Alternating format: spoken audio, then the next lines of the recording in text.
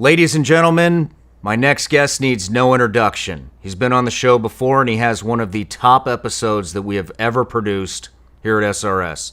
I'm talking about Dr. Stephen Greer. He's back. This time we're talking about zero-point energy, and we're talking about technologies that have been hidden from us and the U.S. government by companies such as Lockheed Martin Skunk Works, Raytheon, Boeing, Northrop Grumman. And if you think this is a little out there, think again, because the U.S. Senate and the U.S. Congress are both digging into this subject matter to get to the bottom of it. Next week, we have 3 of the 5 whistleblowers that Dr. Greer brought in front of Congress to testify about these technologies that they have had firsthand accounts seeing. They're going to be right here on SRS to give those exact same testimonies. Ladies and gentlemen, if you like the show, if you like the information we're putting out, please go to Spotify, go to Apple Podcasts, leave us a review, and I see a lot of you have been out there making content, ripping our content off and putting it out on the internet. I love it. Looks amazing. We made it super easy for you. We put a ton of raw reels, links in the description. Take them, make content, produce badass stuff. If we like it, we'll share it, monetize it, make money off of it. All we ask is that you please just tag our show in it. That's all we ask. Anyways, love you all. This is an awesome episode. It has a ton of information in it. In the next 2 weeks is all this subject. Love you all. Enjoy the show. Cheers.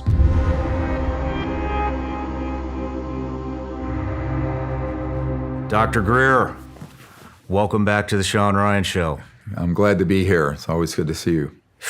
We've been seeing a lot of each other. So I just got back from your whistleblower conference and the premiere of your new documentary and the National Press Club event. A ton of good information came out of that, stuff that nobody's ever heard. Yep. Extremely well put together event, by the way. Oh, thank you. All volunteers. Was it really? 100% volunteers.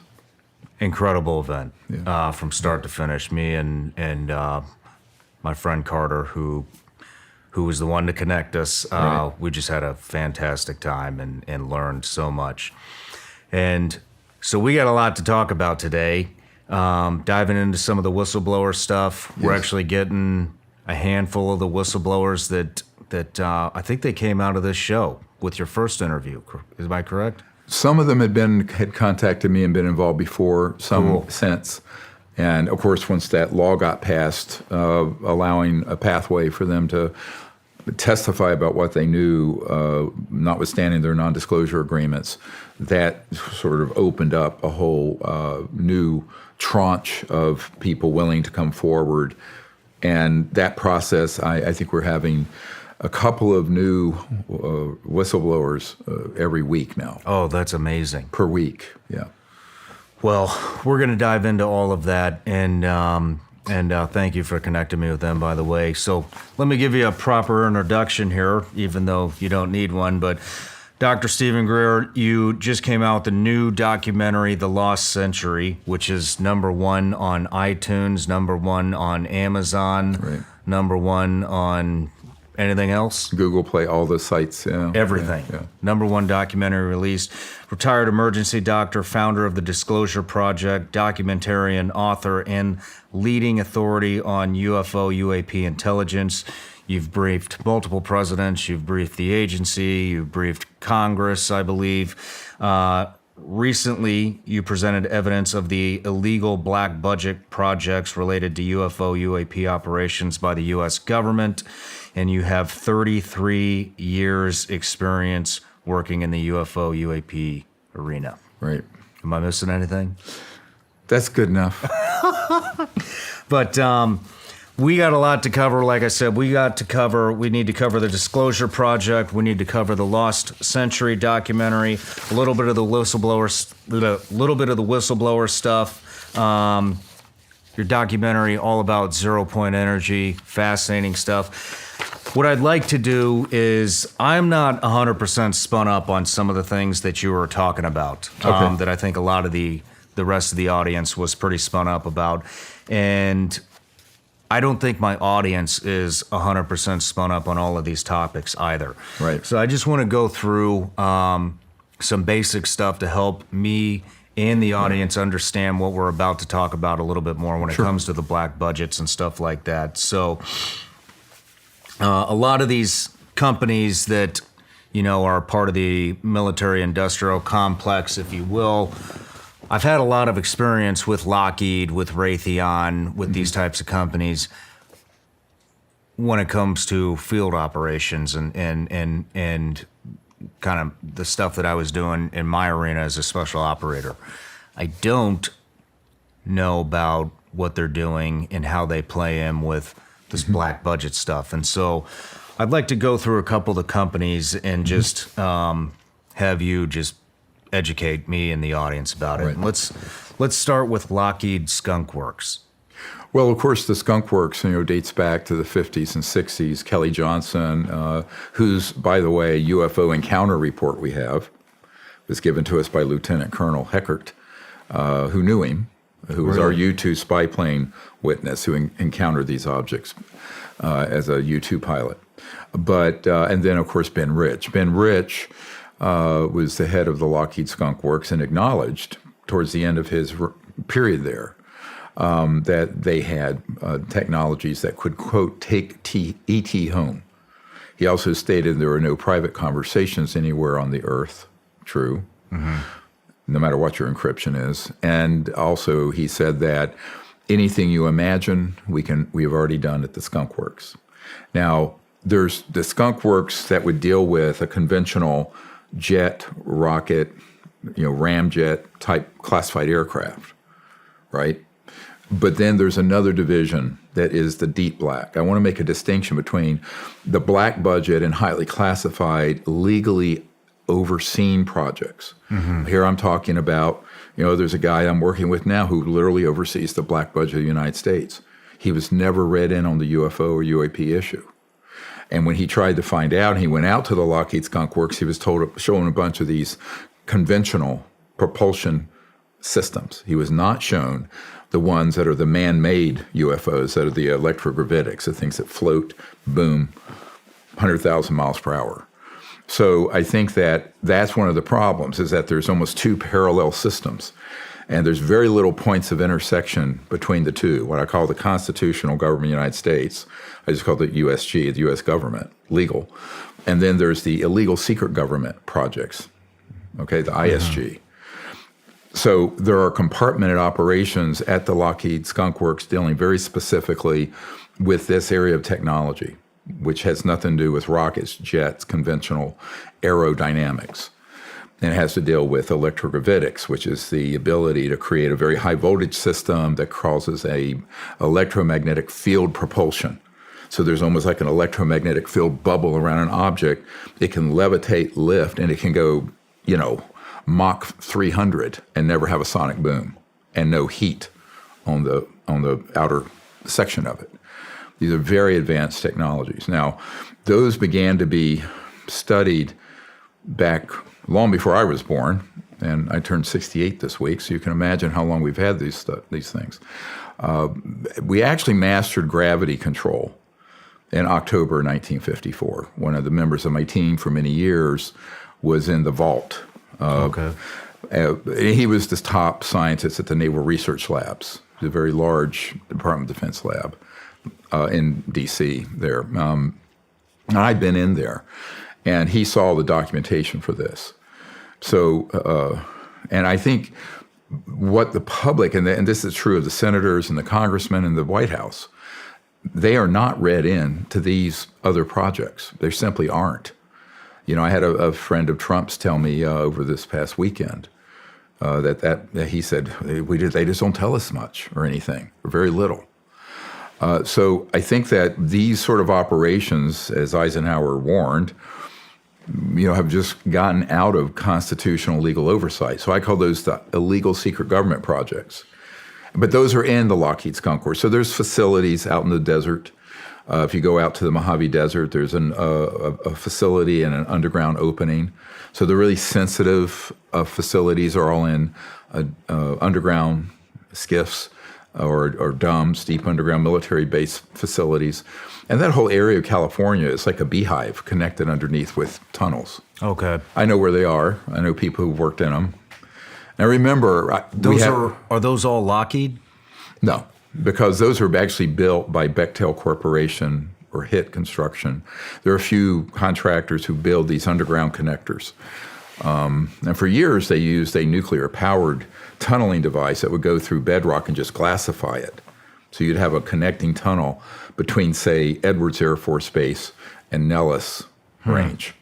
And you never have to go above the surface. So I'm very familiar with these and where they're located, and I've debriefed a number of guys who've been on them. So it's all part of let's call it a coalition of operations that are corporate, contractor, and governmental, but governmental as in off the reservation of legal oversight and constitutional requirements.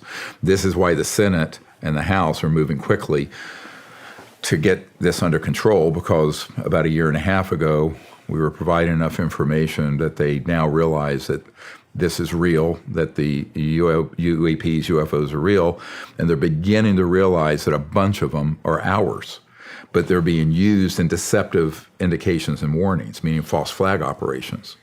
So this, of course, is the topic I brought up to the head of the Defense Intelligence Agency, General Patrick Hughes, way back in the late 90s. I said, look, you guys are being completely zoomed and deceived by some of these objects you think might be extraterrestrial, but they're ours. So Lockheed has some of those. Let's talk about... Raytheon has a certain type of them. Usually they're trapezoidal or triangular. My uncle worked for his whole career at Northrop Grumman. They have ones that are large, triangular, and other shapes. But so many of these objects that people think they see a UFO, well, it's a UFO to them because they don't know how to identify it. So one of the things we're doing is juxtaposing an interstellar vehicle, an extraterrestrial vehicle, with a man-made one, and what are the characteristics and differences? Because operationally and tactically, the Pentagon and the White House and Congress need to know this. Mm-hmm. Otherwise, they're sitting ducks to be deceived by all manner of nonsense. Who are the other players? So we got Lockheed, Skunk Works, we got Raytheon, we got Northrop Grumman. Is Boeing involved in this? Yes, there's a division of Boeing that absolutely is involved. General Motors has traditionally, and Ford, and General Electric for sure, and EG&G. EG&G is a major player in this space. As well as Raytheon and TRW. Booz Allen Hamilton has an aspect that deals with this problem. So are these, and then there was the construction company who's building these underground facilities. The Bechtel Corporation and HIT Construction. So are these companies competing with each other? They do get into competing bids. It's a very interesting story. One of my whistleblowers who's still too afraid to come forward, that I've dealt with for about 7 years, was 10 years in the Pentagon and worked in a very classified operation deep underneath the Pentagon. And he was read in across 18 of these unacknowledged SAPs, unacknowledged special access projects, dealing with this issue. And one of the things that happened there was a 3-star general that was brought into near Fort Sill, Oklahoma, at Lawton. And there was a skiff, an underground facility where we had downed an extraterrestrial vehicle. And this general brought an unauthorized person who was his girlfriend, who was a Booz Allen Hamilton executive, so that she could see what they were studying, so her group would get a leg up on the competing contract to study how those objects cloak or disappear and reappear. And he was actually CID, Criminal Investigative Division, after having been a mainline military. And I know the general's name. We have all this. It's been handed over to the investigators for the U.S. government. But he ended up being demoted a star, but he was never prosecuted because the Department of Justice was blocked from being able to gain access to what it was that he did because the projects don't exist. I mean, this is gets into very complicated legal and SecOps, the whole security around these operations. But because of the extreme level of secrecy, the big problem with the public and the media is they think you're president, you're chair of this Senate committee and what have you, and that there's this vast conspiracy of these kind of people lying to the American public. It's the opposite. They're actually victims, most of them. Now, there are a few devils. I'll be quite blunt. I'm not going to name them. There are a few devils in the government, we know who they are, who are sort of embedded operatives to basically gaslight and deceive members of Congress or people in the White House or what have you. And because they have sort of an all-access pass, they can put themselves in positions of authority, but their authority is based on deceiving the constitutional leadership of the U.S. government. I know I am not the only one out there that struggles with sleep. I had a major problem sleeping. In fact, I didn't sleep much at all. I wake up in the middle of the night with a sore back, a sore neck, sweating, because for some reason I sleep hot. And then on top of that, when you do wake up in the morning, because you always get like that last 45 minutes before you know you got to wake up, right? And it's like the race against the clock to try to get a little bit of sleep. Then you get the sleep. Then you got to spend, at least I did, my first 45 minutes of the day stretching, wandering around the house in all kinds of weird positions just to try to loosen my back up so I can put my shoes on to go to work. Well, then I started going to mattress stores and you guys get it. You go to the mattress store and you get like 20 different sales pitches on why you need to buy the $6,000 mattress. Well, I had a friend tell me about this company, Helix Mattresses. So I went to the website. They got 20-something mattresses to choose from. They're all memory foam. They have cooling technology that keeps your body cool at night. That way you're not waking up sweating like I am. And the cool thing is they actually have a test. Don't worry, you're not going to fail it. But it's just a questionnaire, and they ask you a little bit about your sleep routine, what positions you're sleeping in, and then they make a recommendation on what they think the best mattress is for you. On top of that, they have a 100-day test period where you can sleep on the mattresses. If you don't like them, you can return them, exchange them, whatever you want to do. I'm telling you, Helix was a game changer for me. Now, I don't have to wake up and wander around the house and do all my stretching. Look, I don't even know what it does. It just works. Don't just take my word for it, guys. GQ and Wired Magazine have named Helix their #1 mattress. Like I said, just go online, go to helixsleep.com/SRS, take the quiz. It only takes you 2 minutes. Helix is offering 20% off all mattress orders and 2 free pillows for my listeners. Again, that's helixsleep.com/SRS. This is their best offer yet, and it's not going to last long. Go with Helix. Better sleep starts right now. I want to tell you a little bit about my morning routine. So it used to be I'd wake up and it was pills galore. Had my multivitamin, had my probiotic, had my greens replacement, had a bunch of other stuff that my multivitamin didn't cover. And then I found out about these guys, AG1. This is one of their travel packs. AG1 has 75 vitamins and minerals packed in here, and they're all whole food sourced ingredients. The good stuff, right? So basically, dump this travel pack or this other stuff right here, the home pack, I guess you would call it. You just take a scoop, dump it into some water. Guys, it helps you with gut health, helps you with energy. It's a total greens replacement. There's tons of good stuff in here. I recommend taking it every morning, and it actually tastes pretty good too. If you want to take ownership in your health, try AG1 and get a free 1-year supply of vitamin D and 5 free AG1 travel packs with your first purchase. Go to drinkag1.com/SRS. That's drinkag1.com/SRS. Check it out. Well, I'd like to get into that as well. Back to the military-industrial complex companies, Raytheon, Lockheed Martin, Skunk, all these. How many people do you estimate are on these programs within these different companies? Well, there are thousands. There has Thousands at each company?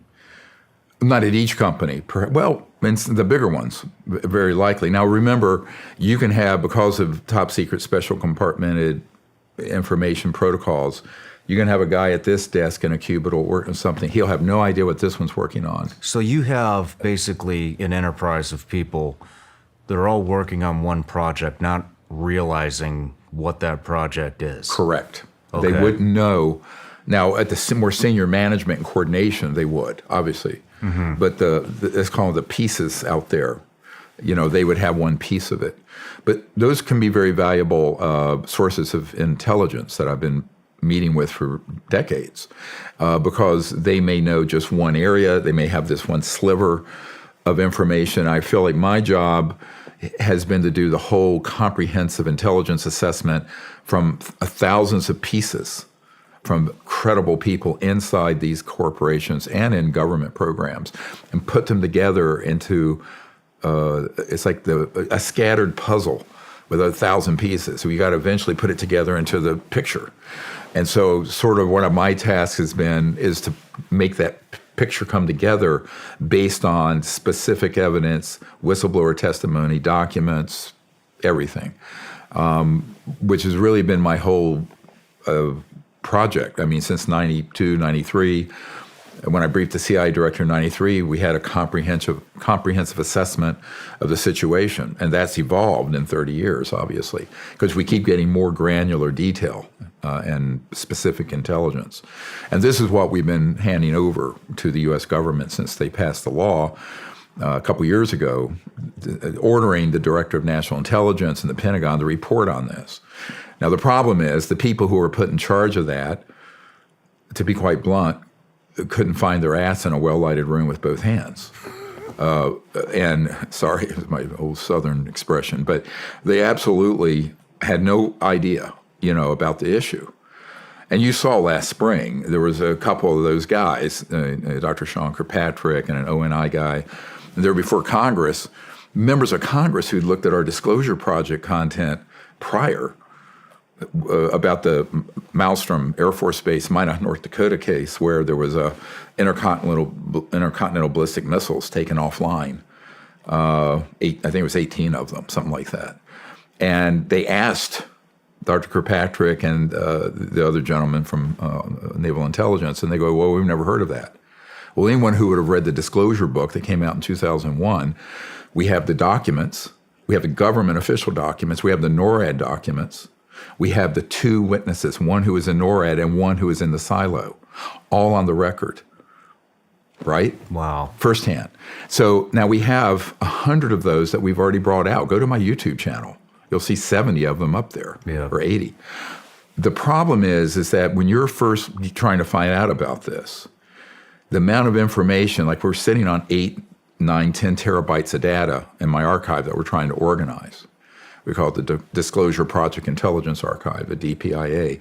And that's what we're putting and organizing and handing off. As soon as we get it to any state and new information, I hand off another hard drive to these top secret guys who are trying to find out. But we need to pick up the pace, obviously, because there's a clock. We'll talk about this. There's a clock now been set on this. Well, we will get into all that. When you're talking about these disinformation agents, these NOCs, I have somebody that comes to mind, and we were talking about him at lunch. Lou Elizondo. Is he one of them? No, of course. I mean, as soon as he emerged on the stage, I had a very senior guy at CIA who's worked this issue since 1979 contact me about that problem. But remember, the only way that you can control at this point all this coming out, because of what we have and what we're pushing forward through media, is to control the narrative, the spin. So the people coming forward who get an all-access pass on to, say, 60 Minutes or something like that, or people cleared by this same illegal, corrupt organization because they'll tell the public, yes, the UAPs are real, but we don't know what they are. Well, this is an absolute lie. We absolutely know what they are.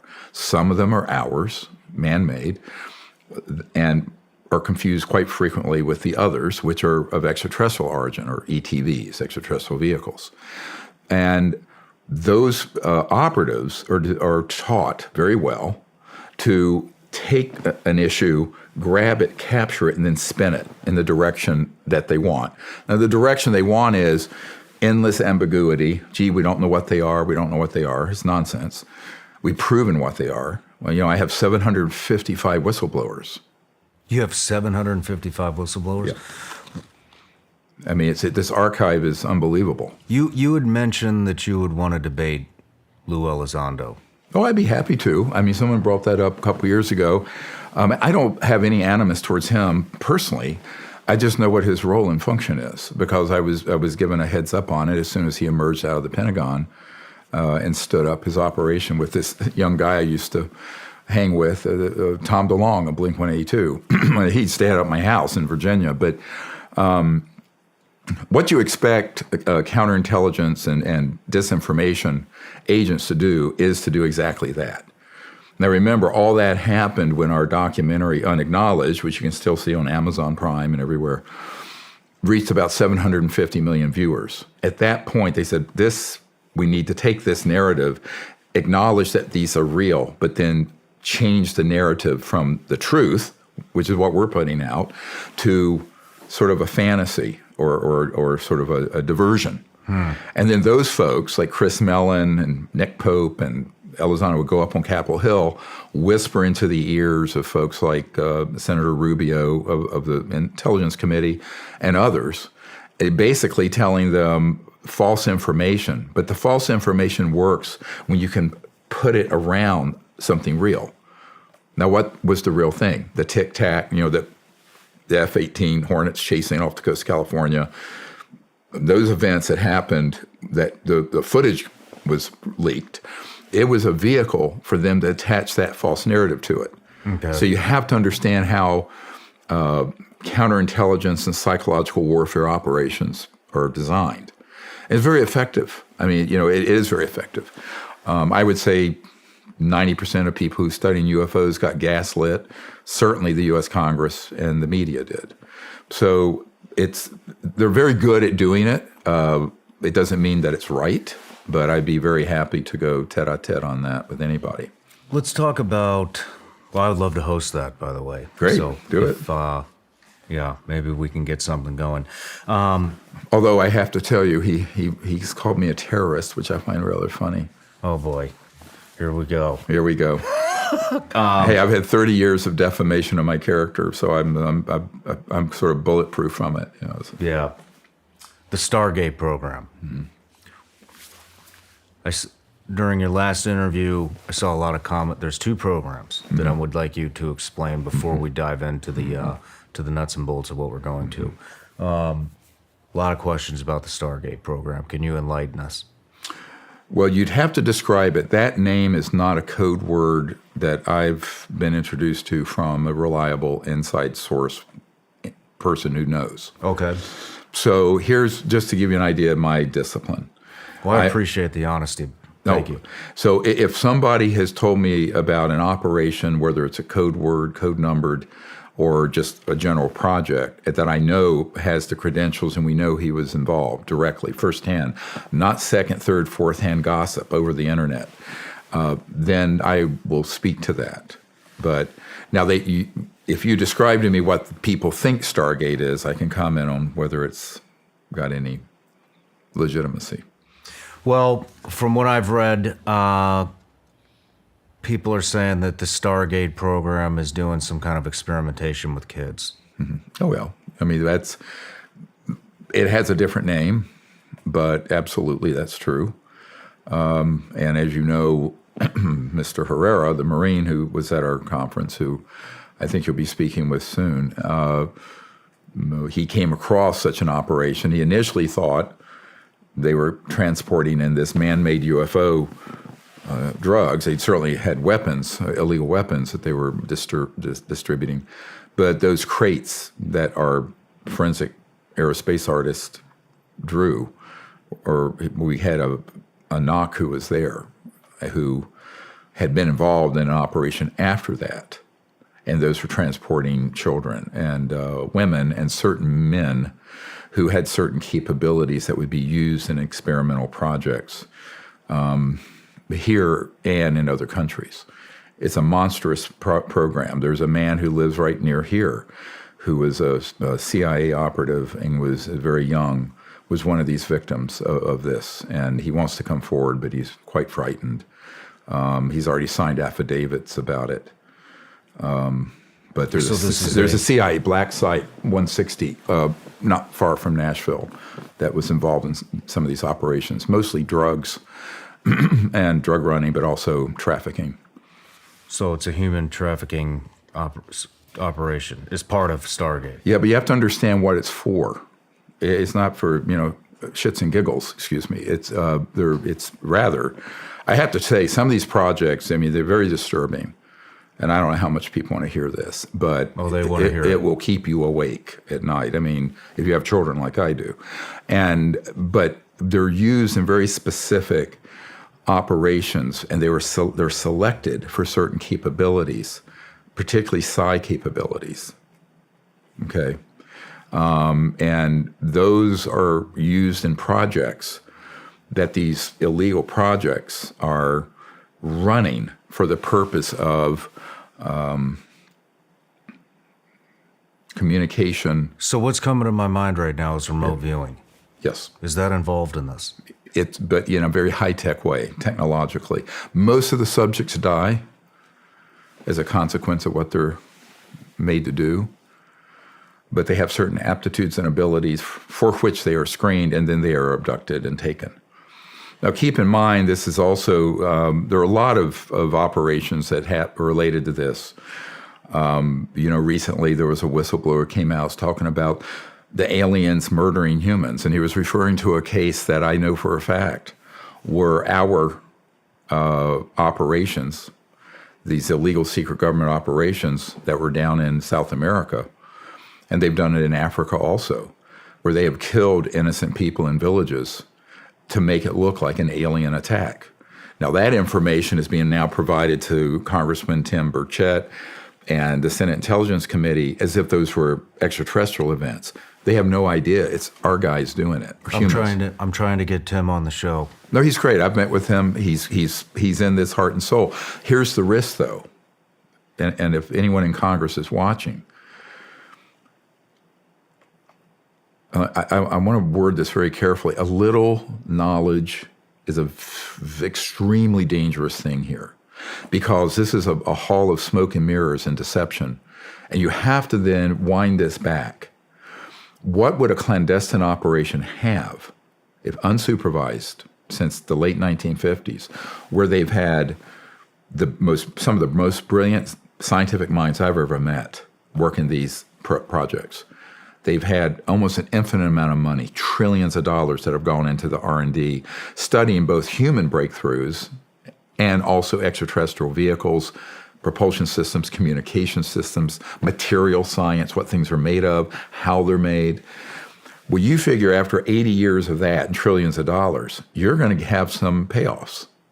And these payoffs are in the form of advanced advanced technologies, and ARVs, alien reproduction vehicles that are the man-made ones, but also this whole area of nanobiotechnology, consciousness and mind interface technologies, all manner of weapon systems that are what are called scalar or longitudinal, go faster than the speed of light. It's like an EMP, but on steroids that has, instead of a wave like this for electromagnetic, it's a straight line that goes out longitudinally called scalar. And those are faster than the speed of light. They can be used for interstellar communications, but they can also be weaponized. They've been weaponized. So there are all manner, there's a whole constellation again of sciences and technologies, and the CIA science and technology guys, I've met with some of them, that are so far beyond what let's call it the white world, the legal government, including Lockheed, Northrop Grumman. My uncle never worked on this stuff. He worked on the lunar module, landed on the moon the first time. That was my mom's oldest brother. And his whole career was with Northrop Grumman. He was never read into this other end of it. Mm-hmm. So one of the things people have to keep in mind, most of the people in the military, CIA, special operations, corporate, what have you, who work in that world are not part of some vast conspiracy. It's incredibly tightly held. But in my view, that's their Achilles heel. By definition, it has to be kept pretty small, pretty tight, which makes them vulnerable if, we'll get to this later, if the U.S. government actually has the will to go the distance to get this under control. And they need to get it under control fairly quickly because it's getting out of hand. Let's talk about Project Bluebeam. Mm-hmm. Can you describe what that is? Well, that's another subculture term that's been attached to a series of projects that involve what the Pentagon, what they call a deceptive indication and warning, or a false INW, which is a false flag. And it's the ability to stage, through very advanced technologies, an alien attack or an alien event. And it's a whole series of them. Now, what most people don't know about, since late 50s, early 60s, like the Barney Hill case and all that, those were all human assets abducting innocent people made to look alien. And so that psychological warfare was authorized in 1953, 54. 1954, we mastered gravity control. So we started deploying these assets to begin to condition the public that there's a scary threat from outer space. Mm-hmm. I mean, look at Hollywood, Alien, Ridley Scott's the movies. If you want to see a script for what's coming fairly soon, look at the movie Independence Day. Okay. It's right out of central casting for this covert group. So what their whole purpose is to create sort of a global militarized totalitarian superstate of the world fighting another world. It's like War of the Worlds. Okay. And that's been a 70-year defense plan. And I know people who've seen that plan. Carol Rosin saw the plan, who is Werner von Braun's spokesperson, who's on our team. She's almost 80 now, but brilliant mind. And, when she realized in the 70s that this was what was afoot, her whole life was devoted to trying to get some of these projects under control. But where little David's up against an enormous Goliath. And nevertheless, the truth, if people want the truth, Gloria Steinem said, the truth will set you free, but first it'll piss you off. But it's time for people to, actually realize that this is something they have to take seriously. So now, if you add those capabilities to holographic capability, scalar weapon capability, space-time systems where you can alter the flow of space-time in an area, which gets into some really at the CIA, they call this WSFM, weird science and frickin' magic. At my uncle's company, I met an engineer that dealt with this stuff a couple years ago, and he said, we just call it PFM, pure fucking magic, excuse my language. But he says, literally, that's what we call it. So you're dealing with technologies that are, and this is the problem, I call it the big technology gap between what conventional Pentagon, Special Forces, Joint Staff, Senate Intel, Armed Services, House Intel, the President, National Security people, what they know and what this group has. So what they know, it's like this is, just to make this real for people.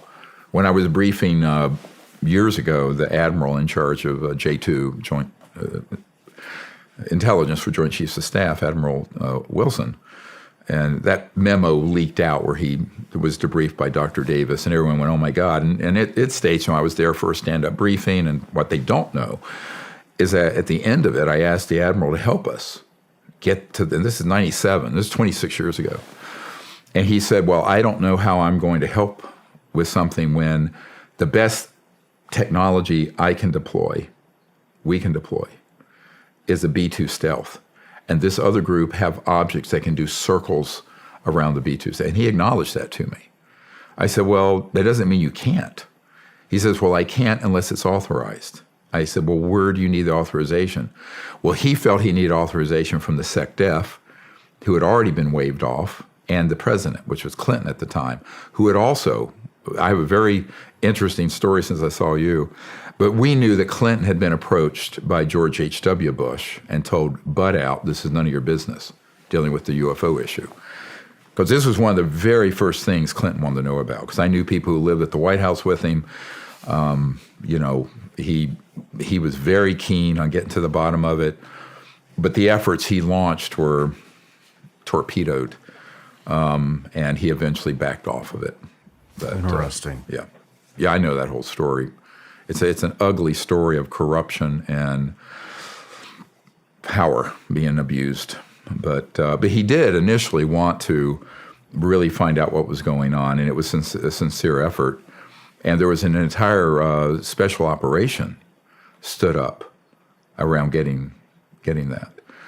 But I have a very famous Hollywood agent and a superstar who was in a limo with, they don't want me to use their names, with Clinton after he left office. And they asked about the UFO issue, and the president said, oh, yes. He says, but I was told by George H.W. Bush that this was none of my business and butt out. And it was made very clear. You're just you're only the president. You get the drift. So, now, obviously, if we're going to have a constitution, the rule of law, and a democratic republic, that kind of thing cannot stand. But because of the power and the money behind this group, it has stood. And, years ago in 93, I was at the Wrigley Mansion, and I'll tell you, Shawn, it was a very interesting meeting. It was like late at night, 10, 11 o'clock at night, and there was a conference room full of suits. And they approached me, and this is the fall of 93, just before I briefed CIA Director Woolsey. And they said, look, you don't need to be talking. They knew all about this meeting that was going to happen. And you don't need to be talking to the president and the CIA Director about this. They don't know anything, and they're not going to know anything. If you want to know, you talk to us. We're the WFO. We're the work for other contractors. We're the people who are working on these technologies and doing the technology transfer. And then they were trying to convince me to side with what they were doing. And I said, no. I said, this is a corrupt enterprise. And then he offered, he says, you're a doctor. You can take out as many credit cards as you want. We'll zero them out each month because we run the supercomputers that back up the entire banking system. And we can get an infinite amount of money through certain techniques. And so we'll just zero them out. I said, then you're going to own me, aren't you? Because isn't that credit card fraud and banking fraud? He says, no, we're just trying to help. You see how this is an absolutely true story. He put me under sodium pentothal lie detector. But at the end of it, he said, look, we have given at least, now remember, this is 30 years ago. We have given at least 10,000 people $10 million apiece or more to secure their cooperation with this project. Wow. And that was 30 years ago. Now, money is no object if you're printing the stuff up and you're running drugs and you're trafficking and you're siphoning off from the legitimate black budget, which there is a legitimate black budget that's overseen by the president and the key people in the Congress. We're totally legitimate. But a lot of money from that is siphoned off and is through overbilling to the government into these illegal projects. It's absolutely embezzlement. So we can prove this, by the way, and I have people who've seen it happen. Okay. But I think that when you look at that and you go, okay, well, this is where the center of power is. The center of power is not in Congress, and it's not in the White House, and it's not in the legal constitutional government or the main part of the Pentagon or agency. It's in this group. And it's amassed so much power and wealth and technology that it is, and I'll be blunt, a threat to all life on Earth. It's a threat. It's way greater threat than China or Iran or Russia, ever. And I think people have to take this, what I just said, very seriously, because all these other skirmishes, even if there were a couple nukes detonated, is nothing compared to the risk this group poses given the technologies they possess and the intention to use it in a malevolent way. where they could stampede the whole world onto a trajectory that would be, an Armageddon scenario. So unfortunately, these people are serious about it. They're whacked out, in my opinion. One of the knock I recently met with, he says, yeah, well, even in this world, and he's been in this super black, dark world, very high up, relatively high up, mid-level anyway. And he said the way for the folks who are these really super rogue operators, they're recruited for being sociopaths or psychopaths. Now, he says, I was recruited because I was willing to kill on behalf of the country or what's right, but not being a sociopath, to do it for the good, if you're going to use lethal force or any technology. These folks running these projects are a subset of people who are screened who are, in fact, sociopaths and psychopaths. And I'm using this clinically as a doctor. There's 4.5% of the U.S. population are sociopaths and psychopaths. So, and the ones that are high functioning are identified and moved over into these rogue operations. Interesting. Yeah. Smart. Extremely smart. Yeah. Let's take a quick break. Sure. And then we're going to get into the Disclosure Project. I don't know if I've ever been this excited to represent a brand. I'm talking about First Form. I just align so well with what they've got. First Form is a supplement company. They have just about every supplement you can possibly imagine. All grade A stuff. Let's go through some of the stuff that, some of my favorites, all right? Here we go. 1, Enduro Performance. This is a non-stimulant pre-workout mix. Guess what? Made in the USA. Protein sticks and the protein bar. Look, I'm an entrepreneur. I'm super busy. I don't have time to go to lunch. In fact, I don't even know what a lunch break is. This is my lunch for the most part. Then we got OptaReds 50. Guess what? Also made in the USA. So is the protein bar and the beef sticks, actually. But OptaReds 50, guess what, guys? Beets, super healthy for you. Guess what? They taste like shit. This doesn't. 2 scoops, throw it in there. You get all the benefits of having beets with OptaReds 50. Then we've got protein. Everybody needs protein. If you're not taking protein, you should be, especially if you work out. My favorite, chocolate banana. Guys, let me tell you something else about First Form. The owner, CEO, Andy Frisella, guy has made a phenomenal company. True American dream story. Started from absolutely nothing, sleeping on a mattress in the back room of a very small shop. Now, he's built an empire. Check it out. Go to firstform.com/SRS. He's also put a culture into his company that this entire country could use right now. Gave me a ton of inspiration. I used to listen to his podcast, Real as Fuck, when I was building my first studio in the attic of my house 3.5 years ago, right when this show started. Can you believe that? Now I'm repping the brand. And if you haven't checked out their podcast, you might want to. Like I said, Real as Fuck. Check it out. I'm actually on there. I do a pretty decent job, but let me know what you think. Anyways, once again, go to firstform.com/SRS. And when you get there, if you order $75 or more worth of product, guess what? You're getting free shipping. But you're only getting that if you go to firstform.com/SRS. That's 1STPHORM/SRS. Ladies and gentlemen, this is a real American company that aligns with all the values that America stands for. Check them out. I want to tell you all about this new meat delivery service I found called Moink. What I really like about Moink is they are from a small rural farm town in Missouri, LaBelle, Missouri, right by where I grew up, and I love supporting small town business USA. Now, when I started looking into Moink, they educated me on the meat industry, and I want to share with you all a couple of facts, according to Moink magazine. 60% of all pork is produced by one company in the U.S., and that is 100% owned by the Chinese. 4 companies control over 80% of the meat industry in the United States. More than 10,000 different additives are allowed in the U.S. food supply.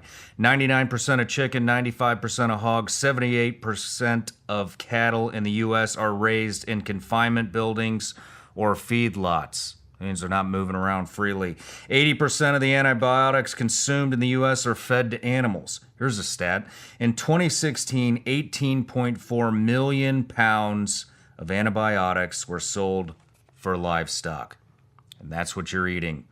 Suicide rates amongst farmers are the highest than any other profession, and that includes veterans, believe it or not. I found that alarming. Now, here's what Moink is doing to combat some of this stuff, which I really appreciate. Their livestock is 100% born and raised and harvested humanely in the United States of America. Their farms practice regenerative agricultural methods. They are free of GMOs, antibiotics, and all hormones. Their Alaska salmon is wild caught. Their beef and lamb are grass-fed and grass-finished.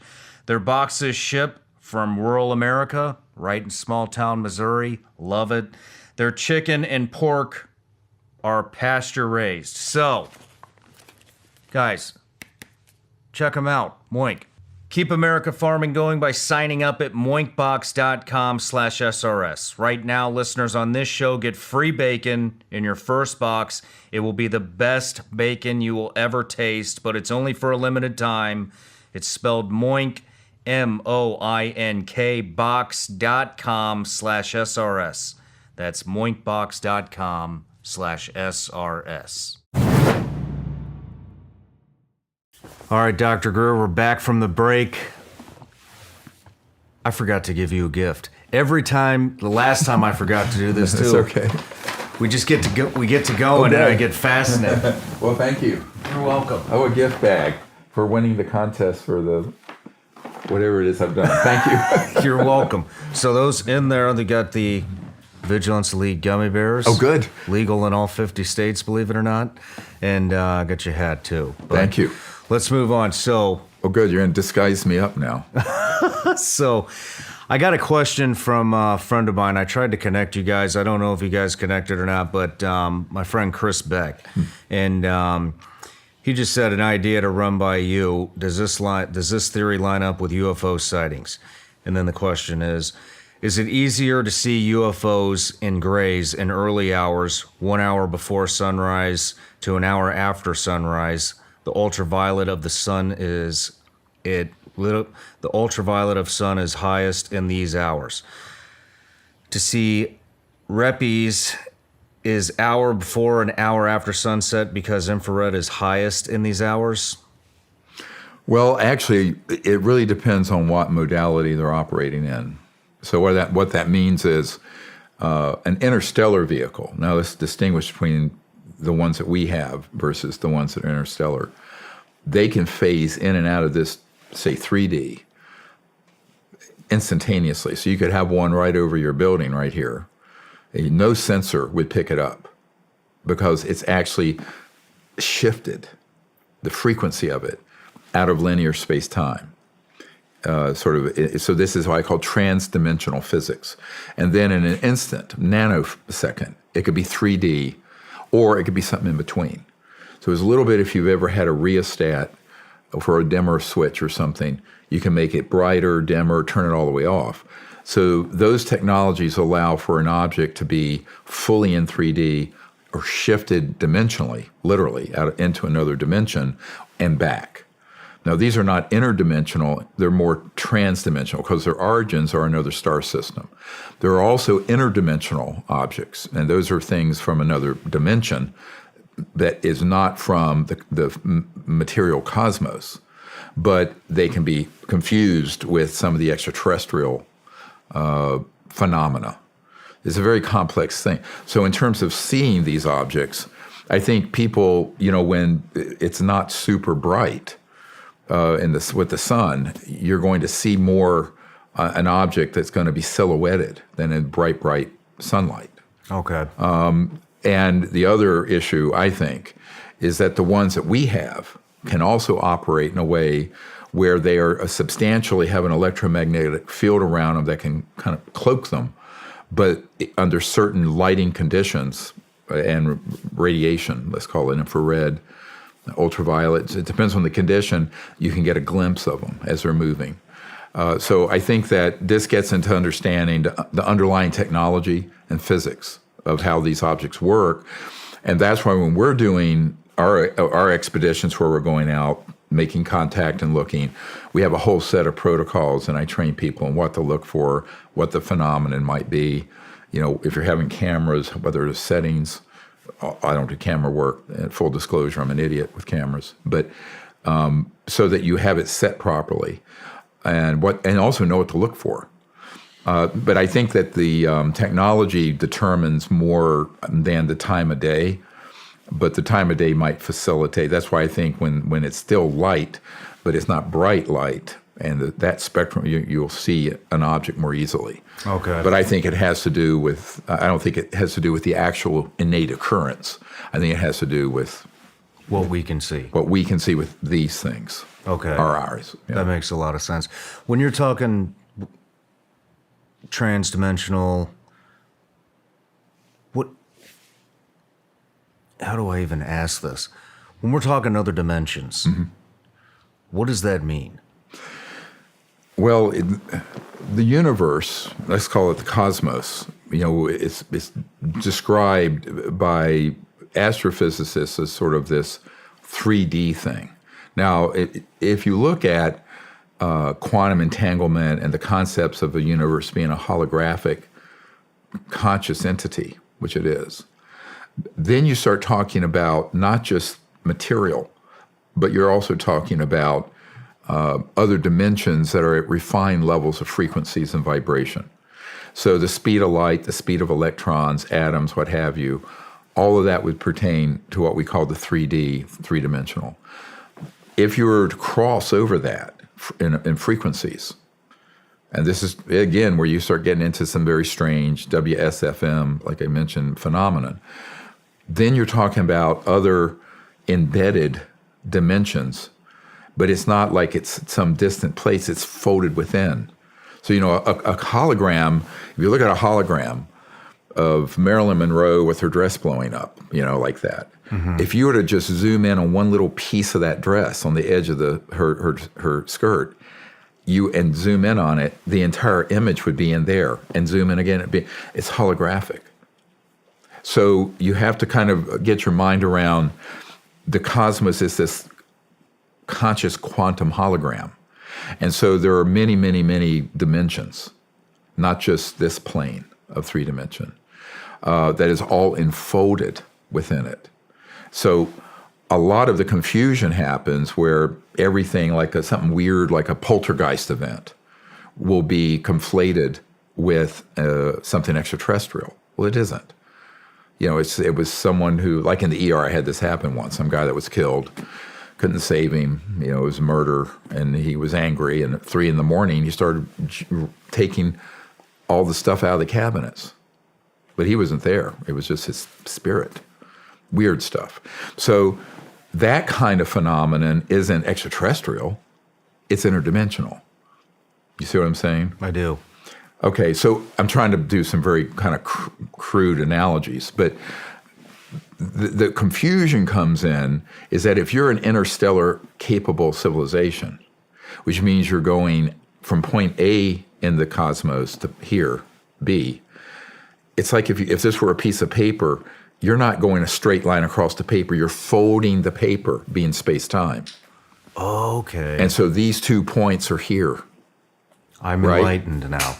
And so, but in the process of doing that, this sort of bending and altering space-time, you then bump up against and cross these other dimensions. And this is sort of the intersection between what some people call metaphysics and physics, or the conscious worlds and the worlds of light, if you will, the mystics would call astral, and extraterrestrial technologies. And it's a very interesting intersection. I find that the most interesting part of this whole subject, but it quickly, you have to be, you go in the crazy town way too quickly with a lot of people out there who don't know enough to talk about it intelligently, in my opinion. But it's also dangerous, and here's why it's dangerous. Those capabilities can be technologically stimulated to occur. It's like the Skinwalker Ranch. After a certain cell of this covert group got hold of that thing, they started setting up phenomenon there. It's absolutely man-made, high-end electronics, but interdimensional. It's like the show Stranger Things. I've never seen it, but that's based on some weird stuff that went on at Montauk on eastern Long Island, the Montauk projects. And we know what those are. I know guys who've been in laboratories where they have a toroid or one of these devices, and suddenly they're pulling in spooky-looking creatures that look like they came out of the ninth ring of hell, and they literally become 3D and are running around the lab. Weird stuff. All right, so the high end of the WSFM is this sort of thing. But that can be used in a deceptive indication and warning. It can be used in a way that everyone on planet Earth would think that it's alien, and it isn't. I see what you mean. Okay, so this is the real danger in all of this not being disclosed and known, particularly by policymakers and the government and Pentagon and all these folks, is that they're not going to be able, they're going to be so easily gaslit and deceived by people presenting all kinds of phenomena, plural, as extraterrestrial when it isn't. Because they have mastered the ability of this, what's called stagecraft. That's literally what it's called in some circles. And this gets back to this whole question of Project Bluebeam, where they could stage. But what their capabilities are way beyond what most people think they are. And I began working with some of these geniuses back in the early 90s that I met who in late 1950s and 60s had figured this out. So the electronics and the very high-end electromagnetic field systems that can do this were unpacked pretty well by between 1955 and 1965, in that a decade. So with the different dimensions, so there's another dimension in this room right now, and we just can't. Within this room, folded, it's the enfoldment, it's quantum entanglement. So, what Einstein called the spooky effect, where the same particle be in two places at once. Mm-hmm. But visualize that at every point in space and time, at this level of quantum entanglement, you have access to any other point in space and time, but also these other dimensions, up to and including the most rarefied, what some people would call the conscious being, the unbounded consciousness. It's all folded within this in what I call the real cosmology, understanding the cosmology, which is way beyond astrophysics, current astrophysics. But I think that's the part of this where when you start experimenting with and reverse engineering an extraterrestrial vehicle, their communication systems are not based on the speed of light like our cell phones, right, or video. They're based on this understanding of the cosmos because they've lived for millennia in that understanding. And so this is why, we talk about the fact that they have technologies that interface with directed thought. I call it technology-assisted consciousness, and consciousness that assists the technology. So they can interface bioelectric field and thought, and they navigate the spacecraft. Shit. Really, really cool stuff. I mean, Elon Musk is trying to do some stuff with Neuralink, but he's still using wires and at the speed of light. But the idea would be the same, that your thought could actuate to a technological interface that would then not only be used in communication, because what's that? The speed of thought versus the speed of light. Yeah. But think about why that's so important. If you're from the Andromeda Galaxy, which is 2.5 million light years from here, at the speed of light, your cell phone, it would take 2.5 million years for a signal to get there, and another 2.5 million years for them to answer, and you hear it. It's 5 million years. So when I talk about this, I say there are certain technological thresholds you have to have crossed if you're an extraterrestrial interstellar civilization. Those technologies have, the good news is we understand them, and they could be used to great purpose on Earth. Energy generation, healing, all kinds of things, medical. But right now, they're in the hands of the worst group of sociopaths that have ever lived, and they dwarf, by far, Stalin or Hitler in terms of their intention and their capabilities, way beyond. It's not the buffoonery of the Third Reich. It's just the high-tech, very dangerous end. Now, this to me is, as a doctor, I tell people this is like a knife, or I can use a knife to put butter on my bread, or I can use it to slit your throat. Now, so technology is neutral. It's the consciousness and the intention of those who wield it, who have it. Mm-hmm. In this situation right now is the worst of all worlds, because you have the most amazing, wonderful technologies in the hands of the worst group ever that have quite a bit of malice and intention. So this is what I think has to be fixed, and that's why the Disclosure Project is trying to move this along. First, yes, now we've established UFOs are real. Well, that was known in the 50s, 60s, 40s. But now what's behind all that? Unpacking all the detail. And the reason the scientific end of this is so important, even for operations, is that this group of illegal covert human projects, they have surveillance, communication systems, transport systems, and sciences that are. Ben Rich, the week before he died, told James Goodall, you heard him at our conference, one of the last men to talk to him. He says, anything that you've seen in Star Trek and can imagine, we've done at the Lockheed Skunk Works. And he said, not at Area 51, but at the desert base, the underground facility. Let's get into the Disclosure Project. Mm-hmm. For 100 plus years, advanced technology has been seized, isolated, and hidden away. This has suppressed the advancement of technology and human progress.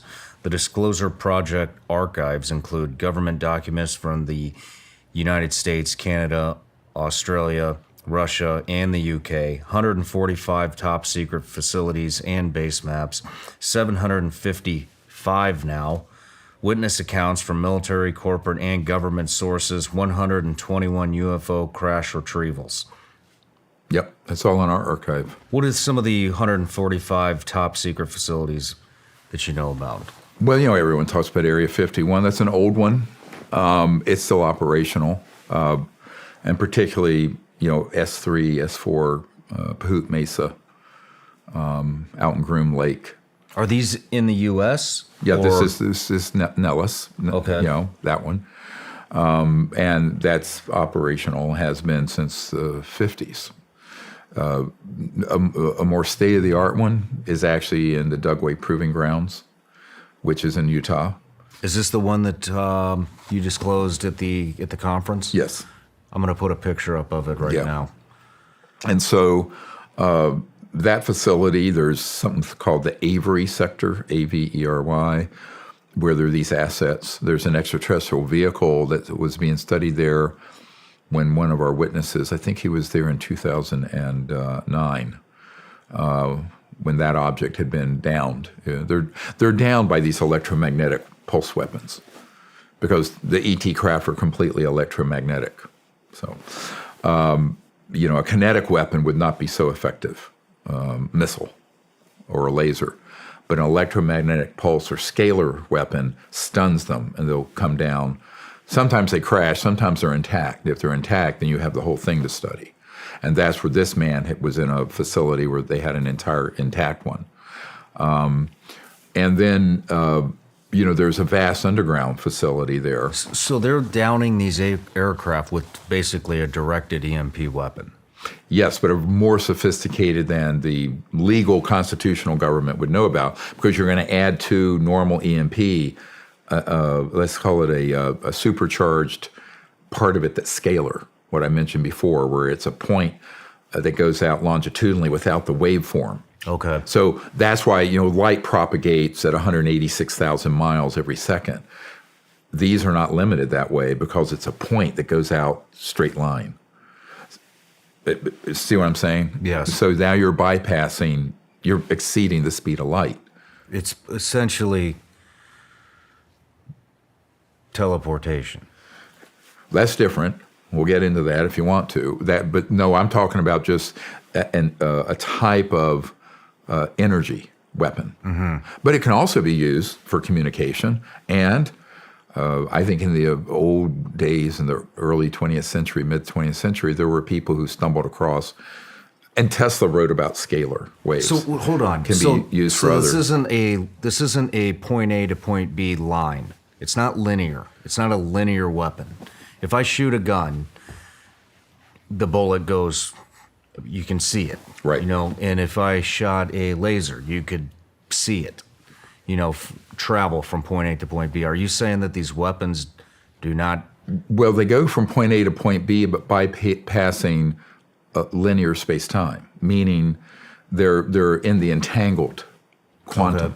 So quantum entanglement basically is where every point in space and time is connected through what's called quantum entanglement. Mm-hmm. So when you have a quantum scalar weapon, then you're able to target an object at multiples of the speed of light. And those weapons they're very dangerous because one of the things we have to be careful of is while these civilizations that are extraterrestrial are, to me, they're the equivalent of Gandhi, that they haven't struck back at all. But I'll be honest with you, the more these weapons get perfected and you get into multiple generations of them, the more humans are a risk to other planets. If you watch this show at all, you know I am a very big proponent when it comes to psychedelic therapy. I have my own journey. It's helped me in more ways than I can even begin to describe in one sitting. And I found this new company called Mind Bloom. Let me tell you about it. There's no quick fix for anxiety and depression. It's not finding a new therapist or starting an exercise routine. Not more and regular meditation or a better diet. Sometimes you need something to unlock your brain. A new way of thinking and seeing the world. Maybe that thing is guided ketamine therapy from Mind Bloom. But there's a new tool to improve your mental health. At-home ketamine therapy. Mind Bloom is a leader in at-home ketamine therapy, having helped thousands of people overcome their anxiety and depression. Unlike traditional talk therapy, ketamine can work quickly and doesn't have the unpleasant side effect of traditional antidepressants. In a study of over 1,200 clients, 89% have found improvement in anxiety and depression in just 2 sessions. Right now, Mind Bloom is offering our listeners $100 off your first 6-session program when you sign up at mindbloom.com/SRS and use the promo code SRS. Take the first step and break free from your anxiety and depression with Mind Bloom. That's mindbloom.com/SRS. Use the promo code SRS.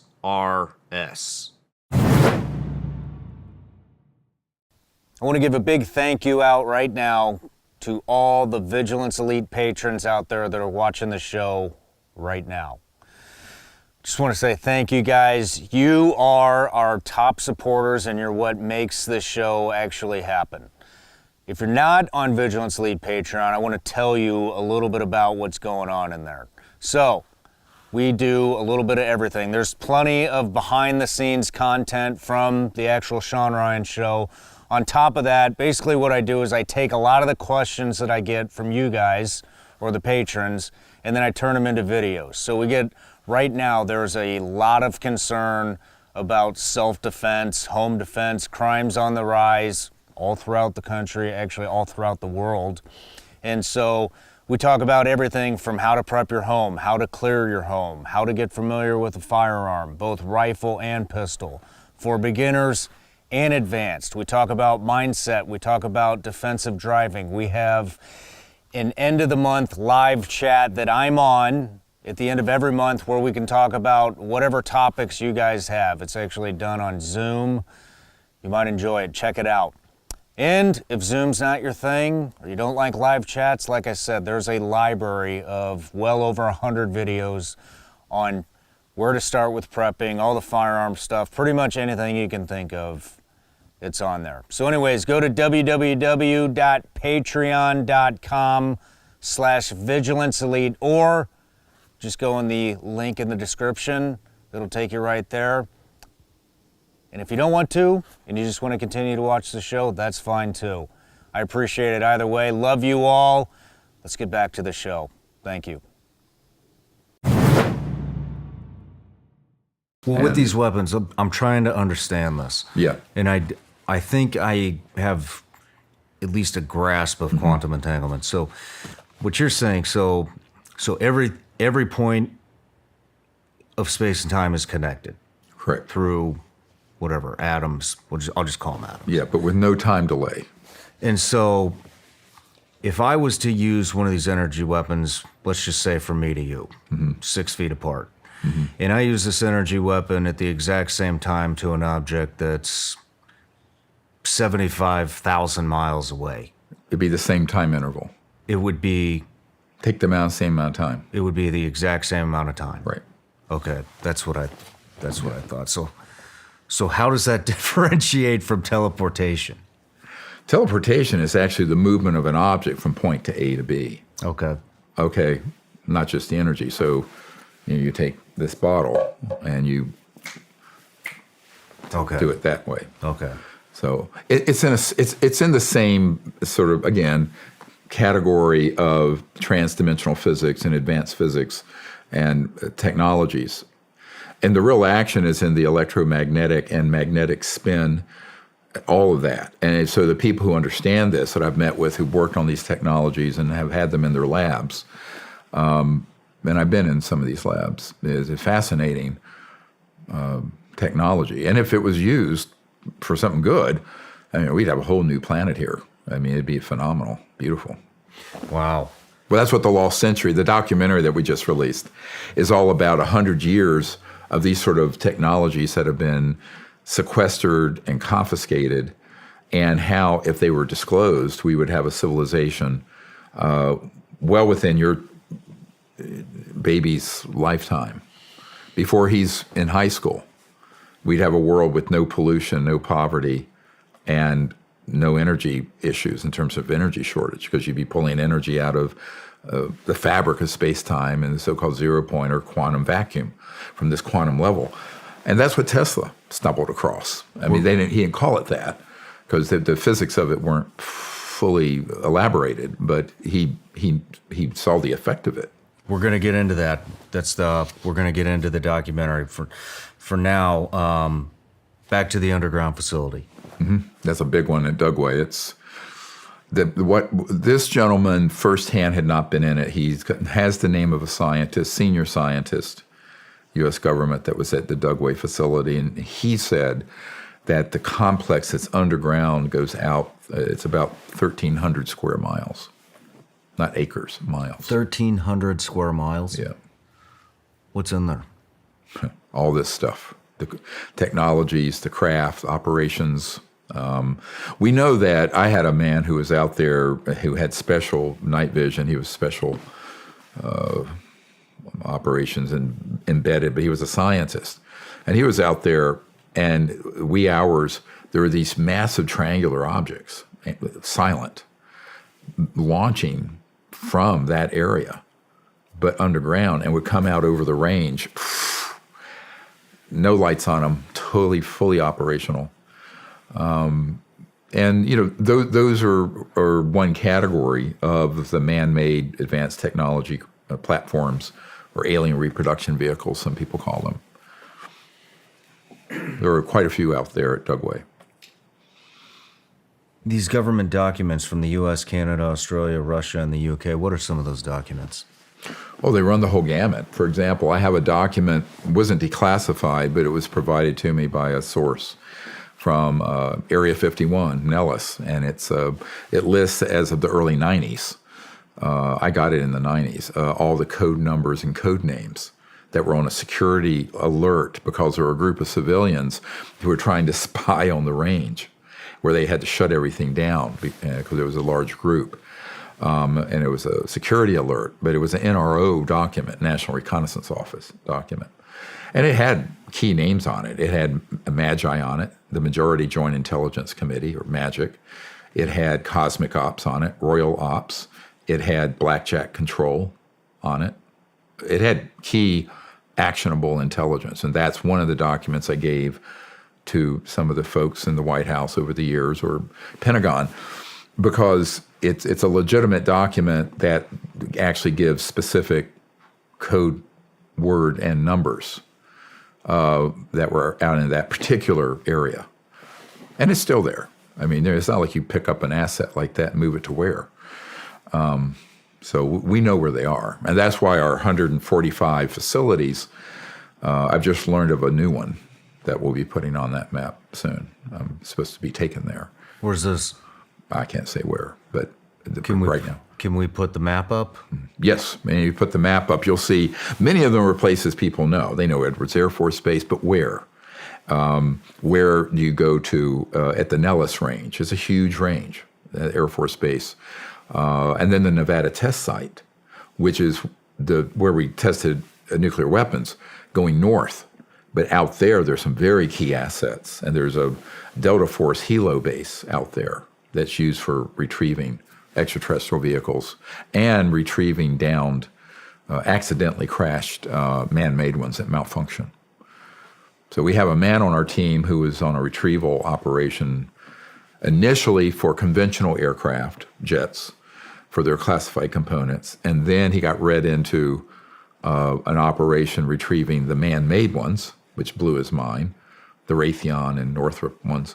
Then he got read into the ones that are, he was on one operation where we stunned one of these extraterrestrial vehicles. This one I showed at the event. And it didn't crash. It got stunned and landed out there on the range, the Nevada test range. And they were moved in helos to retrieve it. And that interesting account of that, it began to come back to life. And an opening came out of it, and it looked like a fruit roll-up came down. And a couple of extraterrestrials emerged that he literally was in 3 or 4 feet of them. We have the drawing of them, of what they look like. But what happened is that at that point, that craft was being checked by helicopters in the air, as well as one of these ARVs, man-made ones, but triangular. When this thing began to sort of glow, reddish, and come to life, boom, our aircraft took off.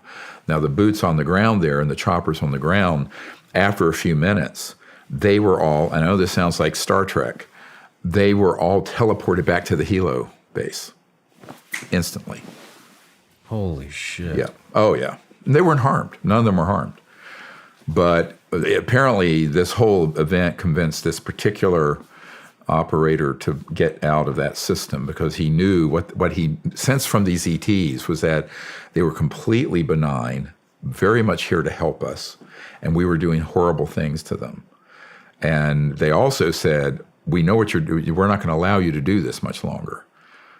It was sort of a warning. That happened in 2000 and I believe that was 2010, 11 time period. So what's your goal with the Disclosure Project? Well, our goal is, first of all, to get this information to the key policymakers and people in the government who have responsibility for our national security, but also in other countries as well, and to the public so that they understand the difference, in my opinion, between the false information being purveyed, which is the dominant information that's out on the internet and Hollywood and shows, and the real information that needs to be understood by the public so that the public isn't deceived. So we have both an internal governmental objective to guide the government in understanding this and getting them as much detailed, actionable intelligence as possible. Like the details, and this is how they've gotten this far. The reason the bill that was just came out of committee in the Intelligence Committee is because they now understand, if you read that bill that is given sort of a safe harbor 6 months amnesty period for these corporations and people to come forward or they'll be prosecuted. That is in the bill that left committee. And I've been pushing for this for a long time. The first time I recommended it was in 1993 to Bill Clinton, and nobody wanted to do it. Now it's going to happen, but that sets a clock. And so the Disclosure Project's objective is to give the legal government of the United States that we have allegiance to, and that we, the people, the public, the information, so that these rogue and very criminal activities can be brought under proper supervision and control, access control. And that's not the case right now. And it's dangerous that it isn't. So it's a very big step that first, in December, they signed this law allowing whistleblowers to come forward through the Pentagon process, which is a top secret SCIF situation. But now this bill is going to explicitly state that these corporations, anybody having exotic materials, clearly referring to extraterrestrial type materials, technologies, bodies, those have to be disclosed and turned over to the legal U.S. government, or they will then be subject to prosecution criminally. So that's a 6-month window now. So that clock has started. That's a 6-month window. Yep. And you're also going to make all of this, which a lot of it already is, open source information. Yes, if we could get some. You have to imagine myself and my wife and a few volunteers trying to scan, organize 8-10 terabytes of data, and then create a database system that's searchable, and then eventually get it on the internet. Now, what we do have to redact, the unredacted archive I'm giving to the top investigators in the Congress and the Pentagon group. The White House got a redacted version because they're not really leaning into this much yet, which they should be. Mm-hmm. But I have someone in the White House military office that we're providing information to. But the redacted one, just to be clear, the only thing we're holding back are the personal names of these, hundreds of whistleblowers who don't want their names known, except under certain conditions. And also, if they have a DD-214, I'm not going to release in a non-secure manner. So the folks who have the unredacted, those go into a SCIF, they go into a vault, they have it. Now, I will say on the record, anyone who says the U.S. government is not in possession of all the facts and the actual intelligence to get to the bottom of this is a liar or ignorant. They're either a liar or they're ignorant, because that was handed off 3 weeks ago, all of it. So there's actually no excuse now. The only excuse they'd have now is that they're part of a cover-up, in which case they should be prosecuted. And I'm saying even the people in the Aero office and the Pentagon, they either move on this and do it with integrity, or they should be prosecuted. Let's move into your new documentary, The Lost Century. Sure. It's all about advanced technology, how it's been around for over 100 years but kept secret. 0-point energy, Yep. A lot of people call free energy, is also called the quantum vacuum. This would basically eliminate the need for fossil fuels, utilities, Wind, everything. solar, winds. Every means to power that we have now would make it completely obsolete. It would be unlimited, clean, and Right. free energy. And we've had it for 100 years. How do we... So let's get into this. How did you discover this stuff? Well, it was an outgrowth of me looking into the UFO UAP issue. Because once you realize these objects are real, three-dimensional, the very first question, actually, when I go up to Capitol Hill or someplace, I'll put up the footage that the Pentagon said, this is a real 3D object, infrared sensors, no heat, no jets, no rockets, and certainly no nuclear power plant on it, because, those things are hot, right? Mm-hmm. There have been nuclear-powered aircraft and satellites. But I said, how is that moving at those speeds and then straight up against gravity. This is the alternative energy and propulsion systems. So I always tell people, forget all the mythology and everything. It's an alternative energy system. Now, it's a very advanced one because it also flies. Now, to be really clear, I am not advocating the release of the things that fly yet. Why? It's a missile delivery system. So you don't really want to open source an electrogravitic anti-gravity system that allows terrorists in Mogadishu to get a dirty bomb over downtown D.C. in 2 or 3 seconds, right? No. But the things that would sit at your house, like your heat pump, all right, or in the hood of your car, that would run your car or your factory or your business or your home, those devices that are not things that fly, those are just pulling energy from the fabric of space-time around it. And physicists have estimated that the volume of space in a coffee mug has enough potential energy to boil off all the oceans of the world. Is that much latent energy. So tapping into it to run the entire United States, the whole world, be like taking a thimble of water out of the Great Lakes. So it is what, Tesla called it the infinite energy field. And it began to be discovered, if you look at it, all the way back. But as soon as you step into the reality, the three-dimensional reality of these UAPs and UFOs, you immediately begin talking to people, and this is what happened to me in the early 90s, to people who know the physics of the energy systems, because these things are not using oil, gas, coal, nuclear, what have you.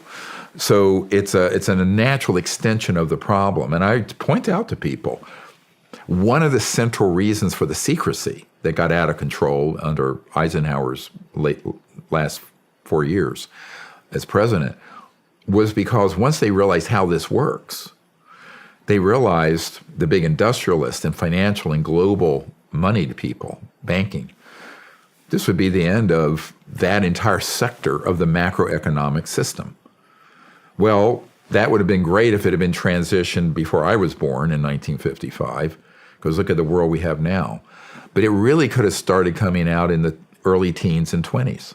If you look at the documentary, The Lost Century, the subcaption is, and how to reclaim it.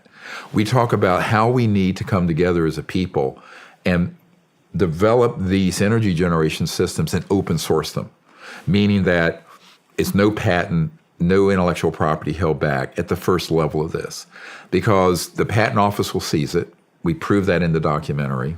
We have a national security order on a patent that a scientist I know submitted. We took his name off of it.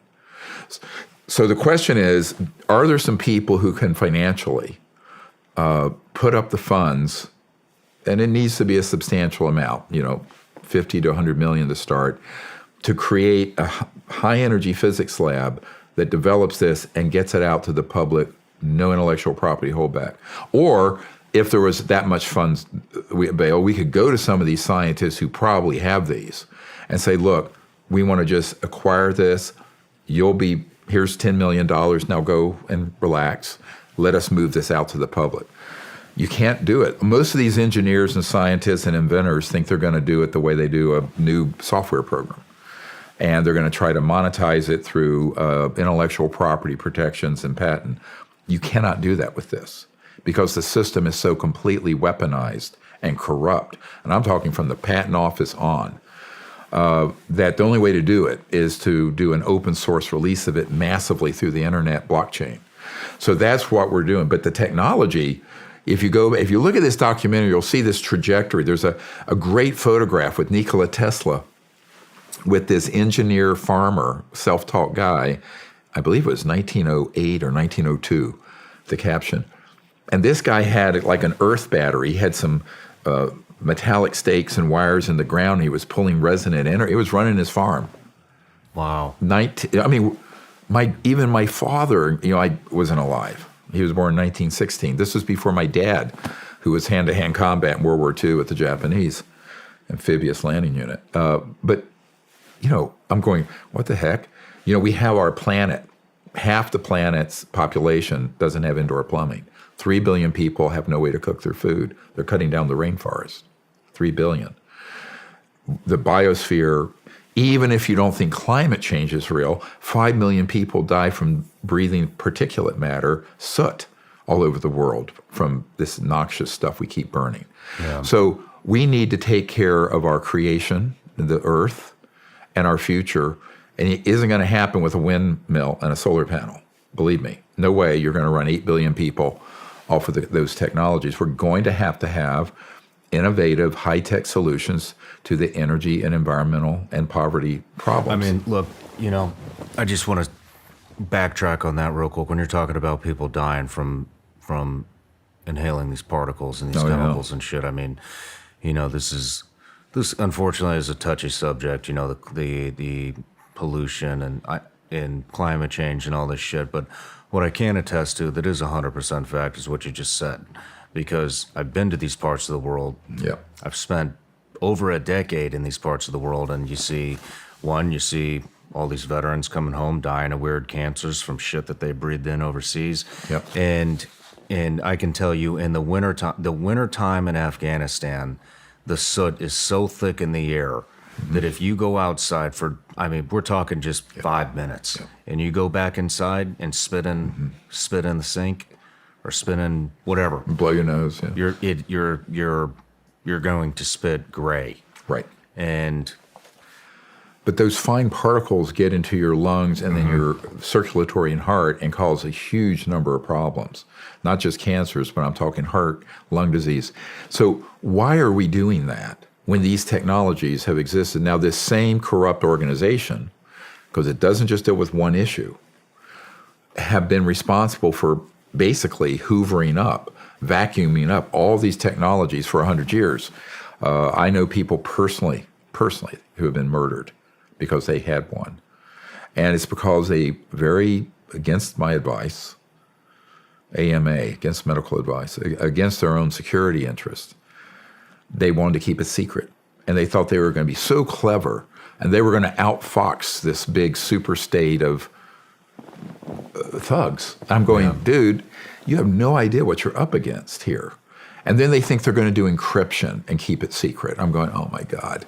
You think this group needs to worry about an electromagnetic encryption when they can target a volume of space anywhere and extract anything being said? I mean, it's, and it's, I understand it, because if you're in the normal engineering world, you're not going to know this. It's hard to believe it. But I said, if you don't believe it, just wait. You're going to be dead, or it'll be confiscated. Then you're lucky if all they do is come in and kick your door in, hit you with a national security order, and drag it off. That's your best outcome. That's your best case scenario if you do it the conventional way.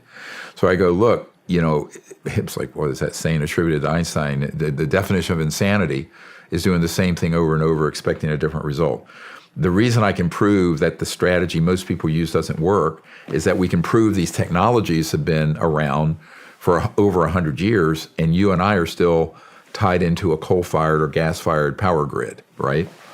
So if the strategies, if the conventional business and technology strategies were going to work, they would have worked before you and I were born. So we need to have different thinking about this strategically. So what we're saying is all of these technologies, if they're used for peaceful purposes, would really give us a whole new civilization. Beautiful. Now, the downside is, given what humans are, we like to take any new technological breakthrough and weaponize it. But the truth is, they've already done that. We've already weaponized these things. How do you think that the anti-gravity technology that's using gravity as a power source, how is that happening?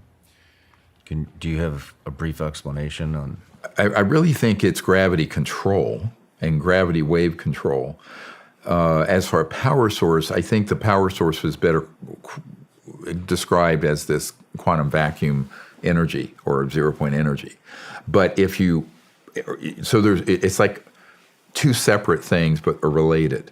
So you can have a zero-point energy system or a free energy system. It doesn't move and it's not affecting gravity.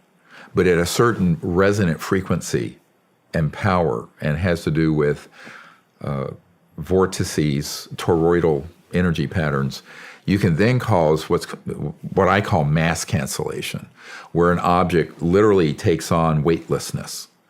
Now, if you go back in the documentary, we touch on this, all the way back to T. Townsend Brown and what was later called the B-Phil-Brown effect. In the late 1920s, he took a very high voltage system at a very certain, with wires around a crystalline material, and it levitated, just floated. Now, that was almost 100 years ago, late 20s.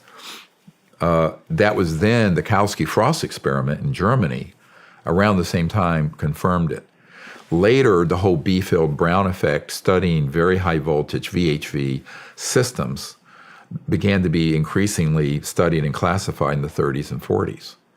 By the time World War II ended, Adolf Hitler had a disc-shaped electrogravitic, but it wasn't stable, which is why he could never use it in the war. But it was brought back to America by Paul Mellon and General Patton, and Allen Dulles. So that device actually became a very important object to study at the end of World War II. And of course, that technology got advanced greatly by studying the extraterrestrial materials that we also were beginning to acquire by using electromagnetic weapons to down the ET craft. So you had two rivers of technology being developed from the 20s, 30s, 40s that intersected with the extraterrestrial technologies, and they hybridized them. Shit. So that's what happened between 1945 and 55, that decade. How many different ways do you think how many different ways are there to harness this kind of energy? Oh, I think there are dozens. How did Tesla do it? Tesla, I think, was actually capturing resonant magnetic field energy of the Earth that's almost boundless. So there are a lot of, quote, free energy approaches. I think the ones that use these very high voltage systems that create a sort of a vector, a tap, as it were, into this quantum vacuum energy and zero-point energy field, those began to be stumbled across, but sort of episodically as a phenomenon back in the late 1800s, because that was the heyday when they were first discovering electromagnetism. And I think Maxwell and Faraday, some of these guys stumbled across this, but they didn't know what it was. You were getting more energy out than you had to put in. So I think you can have a rotational coil-based device. Floyd Sweet, who we feature in the movie, had a solid-state device that was about this big that could run a 300 horsepower electric engine for your car. No other batteries, the little teeny... you had video of that. We have video of it. It was tested by a Lieutenant Colonel, Tom Bearden, who's a very dear friend of mine, just passed away. He handed off all of what he knew about this to us. We have a file that was a CIA operative named Sajaki that I knew, but he had a guy I know named John Bedini, who was allowed to copy a bunch of confiscated patents, and we have that disc. So we need to send up a research lab to do this and get to the bottom of it, I think, Shawn, very quickly, because we need to do it. Look, if this technology came out in the next year or two by a group that could just put it out, open source it, thousands of companies would then adopt it, and we'd be able to really transform the trajectory of the planet. Now, there are going to be certain losers in that process. Like any new technology, oil, gas, coal, centralized public utilities, they'll all have to be retired. But keep in mind, it's going to take 15 years to do this. You know, your car and my car running, if you have a conventional vehicle, 100 million vehicles are made a year. There are 1.5 billion motor vehicles on the road worldwide. Mm-hmm. That's 15 years if you waved a magic wand and converted every manufacturing entity to a zero-point electric system. That's not going to happen. So, you know, it's going to take a couple of decades to make this transition anyway. It should have happened 100 years ago. Why do you think so many UFOs spottings are happening around these nuclear sites? Well, we know the answer to that. And of course, he didn't get to go into it, but Lieutenant Colonel Heckert, who was the U-2 pilot who was there, he dealt specifically with this information, dealing with the extraterrestrial concern over nuclear facilities. And it's multiple reasons. One, they're very concerned that we would actually do something that could threaten the life of biological life on Earth. Obviously, mutual assured destruction would do that. And believe it or not, these civilizations are very positively concerned with the human future. But they're also secondarily, maybe equally, concerned about containing the warlike nature of humans from being exported out into space. Now, the nuclear issue, when you detonate a nuclear device or there's an accident, everyone knows what an EMP is. We've talked about electromagnetic pulse. There's also a type of scalar pulse that goes out that literally rips through space-time, that disrupts interstellar communication and travel. This is why, I was talking to Gordon Crichton, who is an MI6 guy and a military intelligence guy in the United Kingdom, who's passed away, but he's one of our witnesses. He used to publish Flying Saucer Review that Prince Charles and Prince Philip subscribed to. Interesting.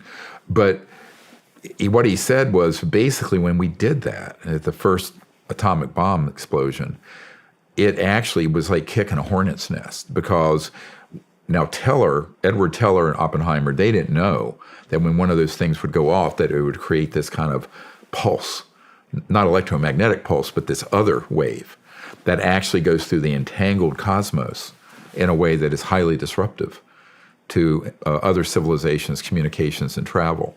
So this began to be a huge red flag went up over the Earth. Warning, this is a group of primitive, emerging civilization that is a threat to themselves and a threat to others out there. They don't even know what a big threat this is. So the whole nuclear issue is what caused the modern era of UFO, ET-related events to take place, because I think they've obviously been watching the Earth and been involved in seeing its development for millennia. There's good evidence for that. I mean, there are cave drawings from 5,000 years ago that have been carbon dated to that age that show a classic disc and look like ET beings outside of it from France and India and all over. So I don't think it's not as if they didn't know we were here. It's that when we hit that point, and what they really were trying to get Truman and Eisenhower to do, the ETs, were to wind that down and go on a different trajectory, which is what we're recommending now, 60 years later. And that is to pivot to getting rid of this conflict-oriented endless war scenario with these kind of weapons and move towards a peaceful solution to our conflicts, but then begin to adopt these technologies so that human civilization can advance without cannibalizing the Earth and killing off the oceans. So I think this is something that we took a pass on. It was a tragic error. The big error happened on here. I'm just be honest with you. Pretty much the year I was born, ironically, 1955 to 57. This whole enterprise went sideways. And when Eisenhower subsequently lost control over these deep black operations, that's when he gave the beware the military-industrial complex. I mean, he was very pro-military. He was a general, World War II.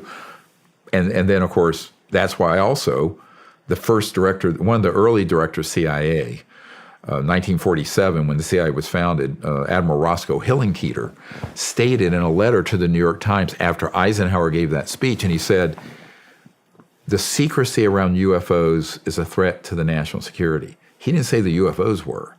He said the secrecy around it is a threat to the national security. So when people ask me, are the UFOs a threat to the national security? I said the man-made ones absolutely are.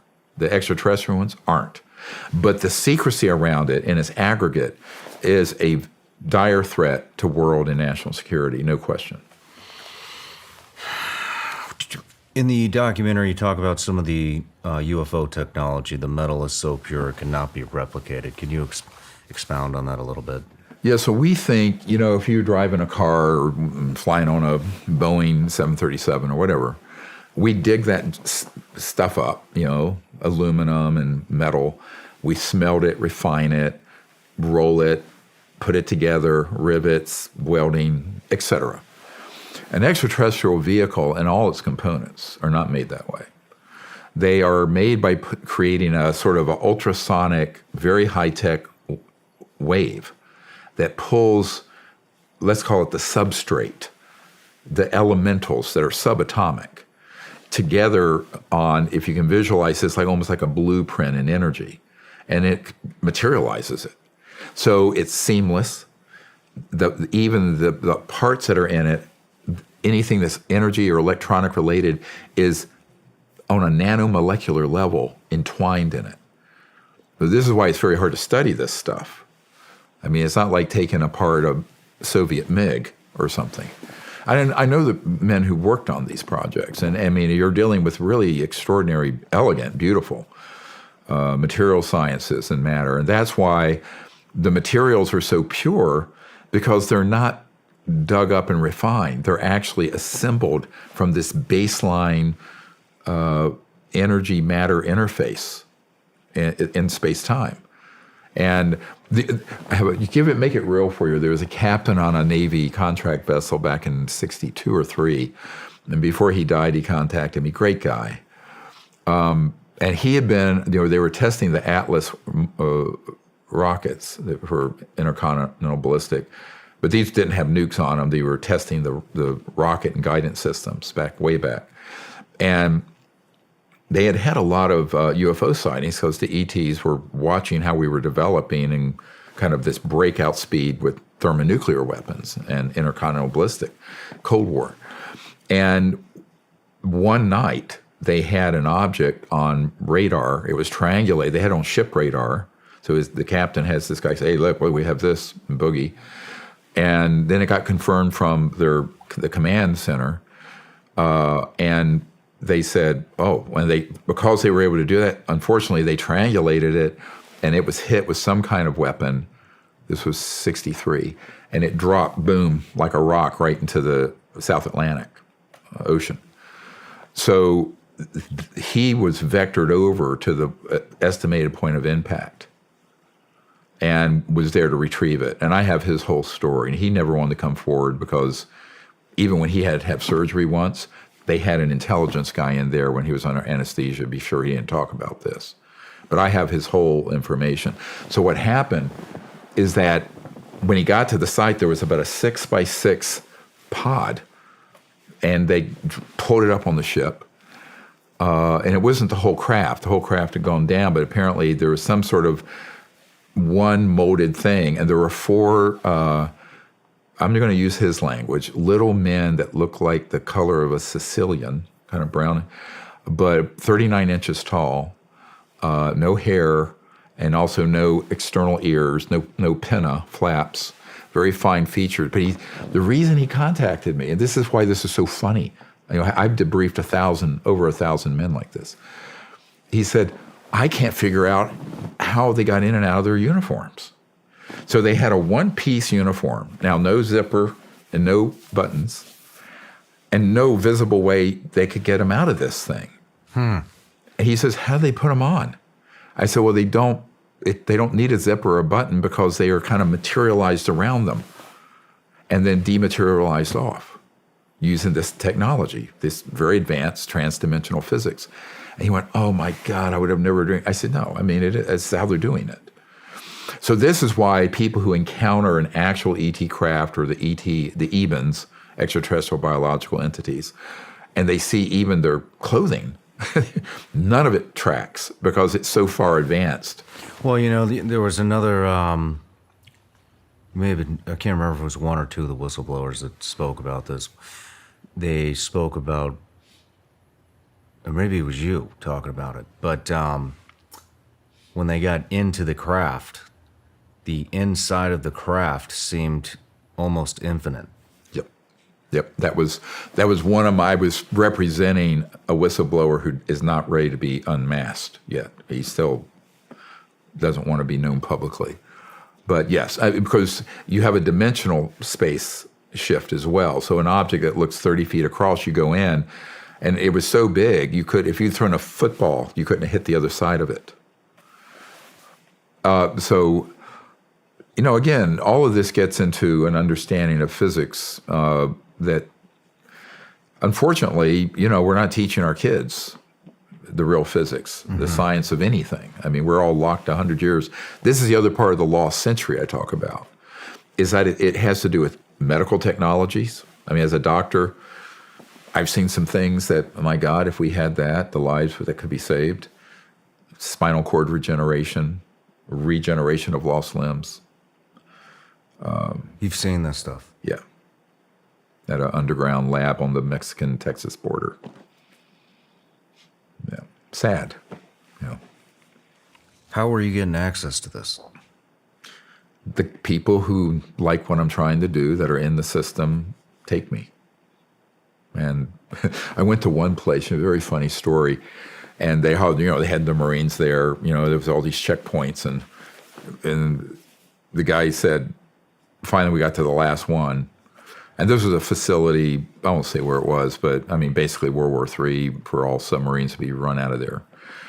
And my escort, my military advisor, finally we got to this last point where you go into the inner, it's this huge place, deep, and the guy goes, and what is Dr. Greer here for? And he says, you don't have a need to know. So he played the same need to know thing. So I went in. So beyond full disclosure, I've never worked for the government or a contractor. I have no clearances. I don't want a clearance.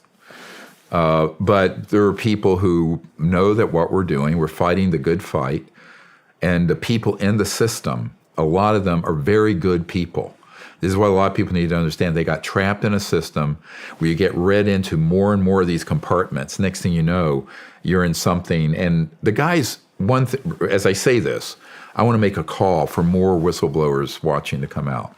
There are guys out there watching your show, Delta Force, Navy SEAL, people in aerospace industry, various military commands that have dealt with or seen this, and they need to come forward because now there's a safe pathway for them to do it. And if you're corporate, now there's a 6-month clock on you. And we let me be very clear. We know who you are and where your assets are. And after those 6 months, you're subject to criminal prosecution, and you'll be lucky if that's all you're subject to. So this is getting very serious right now. That's why I'm on your show. There's a 6-month window. Yep. When does that expire? From the date this bill is finally signed. I mean, it's out of committee, it's going to be voted, and then it's an amendment to the intelligence bill. Okay, so it's not actually, we're not wrapped up with that No, yet. it's done. It's pretty much, it's done. But it's not in effect yet. I'll have to ask my guy who's shepherding it through. Okay. Yeah. I think it is, actually. Let's talk about the secret air show in 1988. Norton, yeah, Air Force Base. It's a decommissioned Air Force Base, California, where there was the original ARV that we learned about. Apparently, it had mercury component parts from 1959, 60 time period. And it was sort of a circular object, came up to it like a cupola. You see the drawings we have. And we have a man who was at that air show who described it in full. It had scorch marks and other things on it, and they had been told at this secret air show that it in fact had been out in the solar system, out in the space and back. This is late 1950s, early 1960s. Now, ironically, my uncle who worked on the lunar module, put the first man on the moon, that was 1969. So they're working one track at Grumman, which became Northrop Grumman, but then in these deep black projects, they have these things that are zipping out there. And that is 100% true. My understanding, it did not have interstellar capability. It did not have teleportation capability. It didn't have any of that really exotic. But it was a free energy combined with anti-gravity, where they could get that up there and go out into space and other places. So that air show, was basically showing some old antique ones, right? This is 1988. This bird was from the late 50s, early 60s. And they had three of them. One was about 25 feet, I believe, 150, and one 100 feet across. Now, Mr. Herrera, by the time he was in, 2009, whenever it was, in Indonesia, that one was 300 feet across, man-made. Think of it. Think of the length of a football field round, floating. How are you able to tell which one of these are man-made versus ET? At a great distance, you would know. If you're up close enough, the man-made ones are going to have components, protrusions, electromagnetic often. They're going to be seams, welding marks. Underneath, there could be pipes and other things. It's very clearly a man-made machine. The extraterrestrial ones, seamless. They're extruded in this process of how they create them. Even the light they give off is very different because it's coming through such pure material science, extremely pure materials. And then if you we're still in the infancy stages we're still in the infancy stages of this compared to.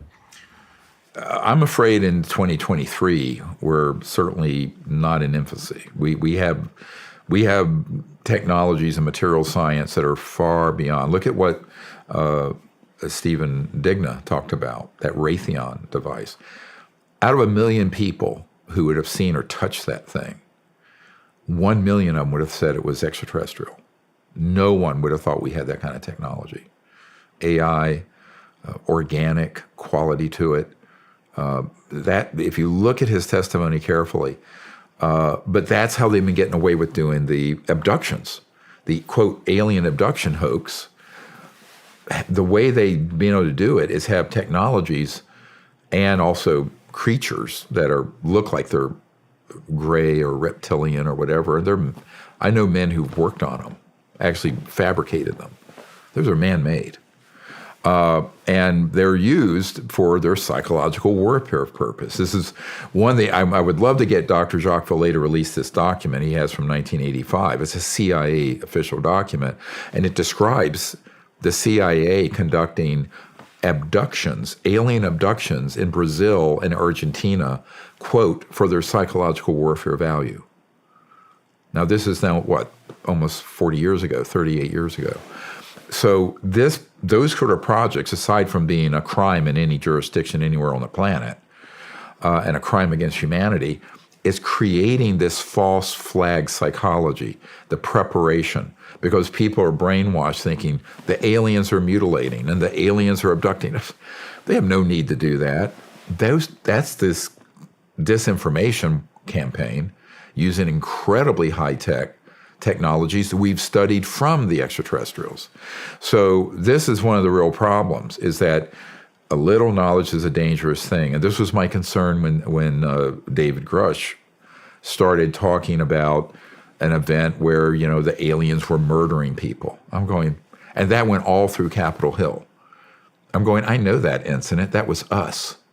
So people, and I don't think he understands, because he's a young man, the problem of having a little bit of information on this and thinking you know a lot is that you're going to step into a booby trap. And the booby trap is being played by the very unconstitutional criminals that people like him were trying to uncover. You were working with Grush, correct? We had met in March of 2022 in Culpeper, Virginia. I was asked to meet with him, and he had a security guy there with him. And I told him, look, I'll cooperate and get you anything you need. And so over about a 14-month period, until he told me he was leaving the U.S. government in April of this year, we would, periodically, occasionally we spoke through an encrypted system. Usually it was encrypted texts. But I have all these. This is, correct me if I'm wrong, this is the guy that he was just in the news. Yeah. Mm-hmm. And he came out that there was a downed craft. We retrieved it right. with bodies, correct? Yes. And those were a lot of this information I was providing to his bosses. And then he was in a field operation to go out and get to places. Now, he never got in to see it firsthand, but he talked to people, of course, that knew about it. I mean, this actually hit the mainstream media, Oh, yeah. correct? Mm-hmm. Yep. So, he's not the principal person I've been dealing with. The principal person would be the equivalent of a 2 or 3 star general if he was still in the military. But I think that, I try, my goal in all of this is that if someone is trying to do this on behalf of the legal government of the United States, I will give them any information I have. But we have a lot. I mean, our repository of intelligence on this by far is the largest in the world, certainly exceeds the legal government of the United States. I will say that for a fact. Now, my concern is that when you go from that to then falling into the clutches of folks in the UFO community, who then start giving you these tall tales of all these horrible things the aliens have been doing, I'm going, yes, but you haven't been read in to that part of the project. So this is like an onion, a stinking onion. You peel 500 layers of this onion back, and there's 500 more. And this is where a little bit of just superficial knowledge is a very dangerous thing, extremely dangerous. And my concern about that is that this is exactly the game that's going to be run on Congress and the White House. Well, I mean, you're already seeing it. I mean, like I said, look, I don't trust the mainstream media. Anyways. Well, no, they're an asset of this group.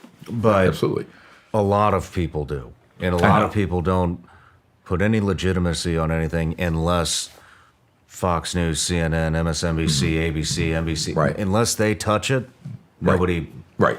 I'm not going to say nobody because there's a growing. The population that doesn't believe in the mainstream media is just continuously getting larger. It's probably half the population. Yeah. But why do you think? I mean, that would be the biggest story in the world. Mm-hmm. We've recovered an ET craft with bodies, and on every news network they're all covering it, and then just like that, it's gone. No photos, no nothing. What happened? Why do you think it just disappeared? Well, we know why. I mean, in 2001, when we did the first National Press Club event, we had a guy who was on a team that, for several years in the 60s, retrieved the bodies and the craft. And he spoke, and he had all of his information there. His name is Sergeant Clifford Stone. He's in our archive. Go look at it.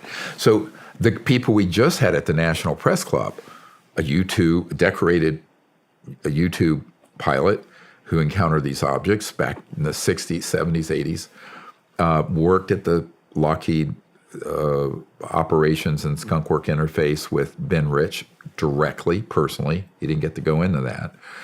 But these guys are all available to give testimony. These are firsthand. David Grush was secondhand. He never was principally involved. Stephen Digna, was with 2 Raytheon guys with these man-made Raytheon devices. D.C. Long was in an underground facility out on the Range 19 with some Delta guys, took his dad in, who was a contractor, and they accidentally saw this system levitating a 100-ton concrete block up in the air, along with some giant boulders. Absolutely true. And we had people who were, at other operations that we brought. Now, those are all 100%. Every one of our 750 Disclosure Project folks are firsthand witnesses, meaning that they weren't people trying to find out like David Grush was. They're people who actually were in there. Interesting that the media won't interview them. It is. Though, if they really want to know the truth, why would you want to talk to a field operator who didn't have firsthand information and skip over the people who actually touched the things, saw them? You see what I'm saying? Yeah. So the public has to ask the question very quickly. How do we get the truth out? I think we're asking everyone to write their member of Congress and their 2 senators and the White House as an activist responsibility as a citizen of the United States and refer to the National Press Club event and the Disclosure Project archive, because we've sent all this in, and say, now we need to see action taken. Now, whether the media, the corporate media, I honestly believe is controlled by this same corrupt enterprise. I mean, Doc, they're definitely controlled. I mean, there's multiple videos of them all reporting the exact same shit. I mean, Right. It's ridiculous that anybody even watches it anymore. Well, I mean, it's staged. And the problem with that, they do have, and this is the other big announcement, if there are any attorneys listening, we now have over 150 attorneys and legal professionals on our legal team. And not only will they protect and defend any whistleblowers and the project, but they also we're moving quickly towards issuing a civilian RICO, Racketeer Influence Corrupt Organization lawsuit. Who are going to be in the target? All these corporations and individuals.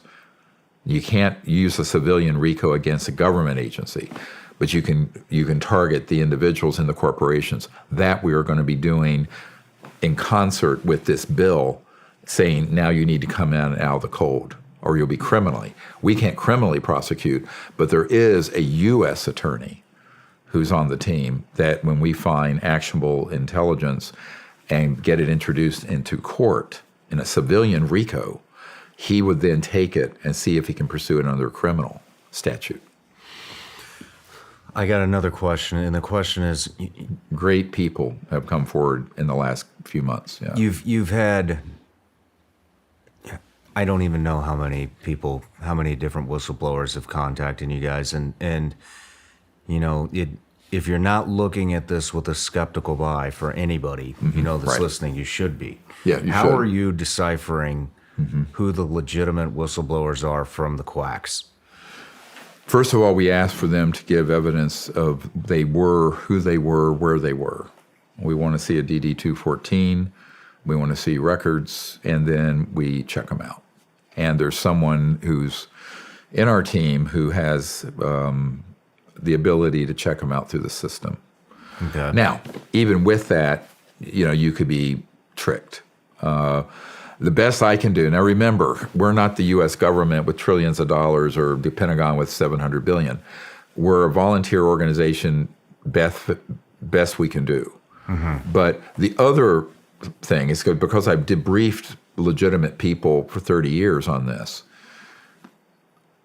literally over 1,000 people. Not all of them are in the archive because some of them never wanted their names given to me, but they were legit. So what I say is that if the story doesn't track, and and the other is if what they're sharing comports with the evidence from another source, but they don't know each other, there's no collusion. So then you say, okay, this gentleman in 1980 saw this. This guy in 2009 saw this. And it was essentially the same kind of operation, craft, what have you. They don't know each other. But they're very reluctant. They say, you're not going to believe this. This is what they all say. I said, trust me, I'll probably believe it. But then when you get a points of corroboration, so what I try to do is find multiple points of corroboration. Okay. Like we had like a dozen people who knew about the ET concerns, about the nuclear issue. So there's a whole area of multiple points of corroboration. And it's particularly useful when it's a similar event or company or facility, base, where they were there at different times and don't know each other. So then you don't have someone being able to match up their stories in some tall tale. So I have my own approach to this. Okay. But obviously we don't have at this point. Now the difference is that when we launch this RICO, civilian RICO action, we'll have subpoena power and also discovery. So we can go to these spaces. Now we'll have to find a federal judge who will certify it. We'll see. I'm glad we went through that because, I mean, it is, it's tough to take somebody's word for things like this. And so I think don't. It's important to... I do the best I can. Now, we almost were tricked by a guy back in 1997 who was coming to the briefings I set up for Congress back then, offsite at the Westin Hotel in Georgetown. And Edgar Mitchell was there. A bunch of fun people were there. And it turned out he was telling a tall tale. And my military advisor at that time was at a bar, and he started talking about stuff that this guy knew absolutely was false. So I had him escorted off the premises. So, you basically get one bite at the apple with us at telling something that ends up to be nonsense. So that's kind of our policy. But because we don't have any kind of significant, our budget for all of this has been volunteers and a few donations and people who are devoted to it. So we can do only what we can do with the assets we have. Well, you got a lot of assets. I mean, we talked about your crowdfunding capabilities earlier, and those are quite impressive. Right. So we do the best we can, you know. But I always tell people I'm confident of the ones that we're putting forward, and of the ones we have in the archive, which have not come forward. And listen, anyone listening, you can come forward and only give information to me that you think is useful. If you want to go to the Arrow process and be protected under the new law and give your testimony, we can do that. If you want to come out publicly, we can do that. It's really up to the person to determine if they were in special forces or Lockheed scientists or whatever, how they want to do it. We just want as many people to come forward because there's strength in numbers. But here's the other thing, Shawn, we really need. We need to continue to grow the current state-of-the-art knowledge of where facilities are, operations, code numbers, code names, all that. Because that's how the investigators, and if necessary, people who will by force, if necessary, get these projects under control. That's what they need to have. Well, all the ways to contact you for the whistleblowers and anybody wanting to get involved to volunteer are linked below. Great. And back to, sorry, I'm kind of all over this place here. We're going down a lot of rabbit holes. But That's when fine. it comes to, back to the 0-point energy and why the government will want to suppress it. I mean, we've talked about, and they're also in your documentaries as well, that, I mean, you're taking, I mean, let's talk about how ExxonMobil, plays into this. Well, all of the big financial, BlackRock, Goldman Sachs, J.P. Morgan Chase, the big oil, petrodollar, all that, they understand that they want to keep the status quo or tinker around the edges with what I call the pseudo-environmental initiatives, like a Tesla car that you plug in. Well, you have, hundreds of pounds of lithium-ion batteries that are toxic and how they're made and disposed of, charging off a gas and coal-fired grid. People don't think, they think it's free energy. No, you're plugging into a grid that's smokestacks and maybe nuclear if you're lucky. Very little of it is wind and solar. 12%, something. So the problem is it has such a huge impact macroeconomically. But I would correct one thing. It's not the U.S. government doing anything. Like the U.S. government, I would say virtually no one in the Congress and the Pentagon or White House know about those technologies. So they're not suppressing them. But are there people under cover of the authority of government doing it? Yes. And that is the criminal aspect in the government. That is the rogue element in the government. Whether it's the Patent Office or the Department of Justice or anyone. So they're deliberately, I would say the majority of the U.S. government, where you're left, right, center, would like to see a solution to the energy and environmental and poverty problems around the world. But of course, there are a lot of pigs feeding at the trough of the lobbyist money from the impacted industries, because we're talking hundreds of trillions of dollars in assets that are tied up in oil, gas, coal, nuclear, public utilities. I mean, you'd look at the Fortune 500 list of companies globally, not to mention nation states, But, I always point out we've had a 150-year run of that old smokestack technology. These others should have begun to come out 100 years ago and transitioned over. Now we're hitting up a red line, not only geophysically, but geopolitically, where you have half the world in poverty.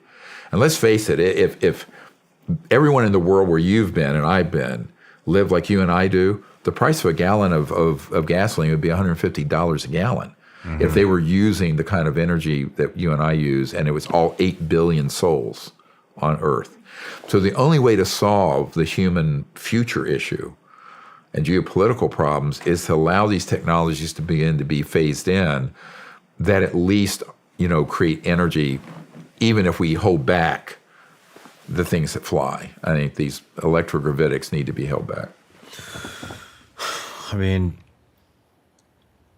what I'm trying to do is bring to the light how many corporations would be pissed off if we did hit 0 point energy.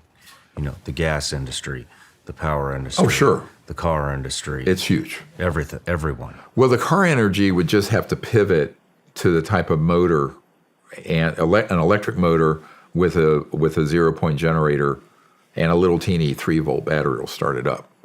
You don't need these lithium-ion ginormous battery banks. Those can be retrofitted. But yes, your public utilities eventually will retire because every home business will have its own energy source. Your big fossil fuel, oil, gas, coal, nuclear power plants, they will all be mothballed. Now, the only thing you'd really need oil for is chemicals, petrochemicals, plastics, things like that. So that is something, though, it's not going to happen instantaneously. As I said earlier, this is like a global Marshall Plan to rebuild the planet and regain this 100 years of lost social evolution for our civilization.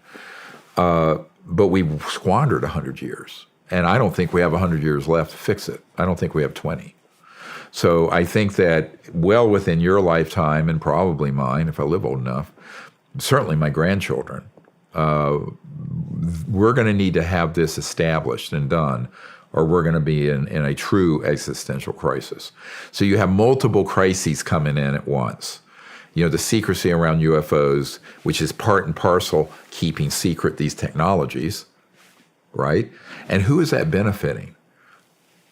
A handful of elites, super elites. Now, your average guy working at a utility plant or in an oil field, those are going to need to be supported and retrained to these new high-tech industries dealing with making this whole new system. And I think, you know, we need to be very compassionate about the fact that there will be people displaced. Well, at the same time, though, everything that we know will be a lot more affordable because it will not take the energy that it takes to produce all these things right now. That energy will be free. That's the biggest component. You think about the energy it goes into digging the raw materials up, manufacturing it, shipping it to a place where it's assembled, shipping it again, and then delivering it to your store or your home, and everything from the delivery vans and jets to the manufacturing process is running on the current energy system. Mm-hmm. So yes, when the energy costs go to zero, after you have a device that's operative, then you're looking at the ability to have extraordinary abundance. And this is the tide that will lift all the boats in the third world and developing world also, by the way. And it's sort of like how they leapfrog from landlines like we used to have, right, to cell, they just bypass the landlines. The rest of the world will be able to go from having nothing in the way of energy generation, 3 billion people have no power energy at all, to having these systems. And suddenly you're going to see so much happen in the world that is going to be a human advancement. And aside from the air and everything becoming pristine and clean, there are going to be such great opportunities for, you know, the dispossessed people of the world, which I think if you don't pay attention to that, this is how you end up in disgruntled segments of the population in the world that later become terrorists or adversaries. So I think looking at this in the largest possible way, you know, it's a win-win for everyone if we take care of the workers that would be displaced. As for the mega giant corporate entities, they just need to pivot to these new technologies and realize that era is over. Let's talk about some of the ways that they are suppressing these methods of free energy. Black shelving. Yep, easy. I know guys who've had this happen where they pick it up, you know, they'll get a buyout. Oh, here's $50 million. You know, there's Lieutenant Colonel Bearden had a man who had one of these devices back years ago, and the guy didn't have a pot to pee in, and he was very, you know, sort of this inventor, bootstrapping it. Thing was real. It was a real free energy device. And next thing you know is he's driving around in a Lamborghini and wearing Armani suits. Well, he got basically paid, but he said, yeah, I can't talk about that. It was bought. It was put on the black shelf of a corporation. There it sits. So with enough money, you can pretty much buy out. What's your number? In other words, because if you're protecting a $900 trillion asset base, what is $50 million? Nothing, right? So, and I know many people have had this happen. So that black shelving goes on all the time. The other, of course, and then you get into more nefarious activities. National security orders. Yep, NSOs. We have one in the film. It shows the patent office slapping a national security on a patent application of an inventor I know, whose lab I have been in. Patent seizures, financial entanglements, yep, legal entanglements, credible threats, scientific fraud. What do you mean by scientific fraud? Well, this is where they will deliberately take a device and cause it to be altered so it doesn't work, but they trick people to get money out of them. So in other words, I've actually been a victim of a couple of these. Very clever. But it's basically where you try to siphon off the resources. There's a big venture capital guy I know. He was almost taken last year for $150 million by a group that was going to put it into a fraudulent effort. But so by intercepting that man's interest, they would then, of course, sideline him. So his financial interests were not going to something productive. That was deliberately being put into a fraudulent sting operation. I've seen a number of these. Media corporation. Well, the media, part of the problem is that even if you have one of these devices, is the media going to report on it honestly? Well, it's just like the UFO issue, which is another reason why we need influencers like yourself, but also some of these celebrities that have supported what we're doing. Because my view is that if we had one of these things right here on the table and it worked, and we tested it, reproduced it, had plans for it, the first 30 that we would make would go to some key people in D.C. and some big-time celebrities that have their house running on it. And you'd have 2 billion people find out about it in a matter of days. Because what you have to do is figure that the corrupt influences in the scientific and media community that have kept the UFO issue secret are going to kick in on this. So you have to develop a strategy to work around that. I liken to we need to be sort of water flowing, and if there's a huge boulder in front of us, we flow around it or find a way around. Because there are going to be these obstacles, and there have been. And that's one of the big problems. If the media had done its job on all these issues, notwithstanding their lip service to the environment and climate change, if they had done their investigatory job as the fourth estate and a free press, I wouldn't have had to leave my medical career. So the biggest liability here is with the media. Wet works. Well, that's just a term used at the agency for assassinations and targeted killings. It's just a slang, but wet comes from blood, obviously. But yeah, a number of people, one in particular I worked with very closely, was killed. And I think others have been over the years, because they didn't do anything rational. Here's how I'll be honest with you. If you have this kind of information, you're sort of holding a hand grenade in your hand that the pin's been pulled. If it's a legitimate system, because there are all these corrupt interests that'll do everything in their power to keep it from going from your lab out to the public. So I think this is where you have to then have a strategic plan to disclose it open source and then get it out through alternative media and influencers and celebrities. I mean, everyone from Leo DiCaprio to Ariana Grande would be thrilled to have a device like this to save the environment, right? So you use the strengths we have. The strengths we have is that 99% of the population would benefit from this. Most of the people who are highly influential, artists and celebrities, would love to see it. And even the corrupt politicians once the public demand it, they'll have to do it. They'll have to say, yeah, thank you for your donation, ExxonMobil, but we're still going to have to support this. So a lot of this comes down to the public we the people, stepping in on this. I think it's a huge mistake to think that the government of the United States or a big corporation is going to do this. Yeah. The history shows they will not. Yeah, that's for damn sure. We're running out of time here. I know you got a flight to catch, but there's a couple of things that I wanted to ask you, one of them being Magic, the organization that runs covert projects. Can you expound upon that a little bit? Well, the majority Joint Intelligence Committee. It's a name that's been used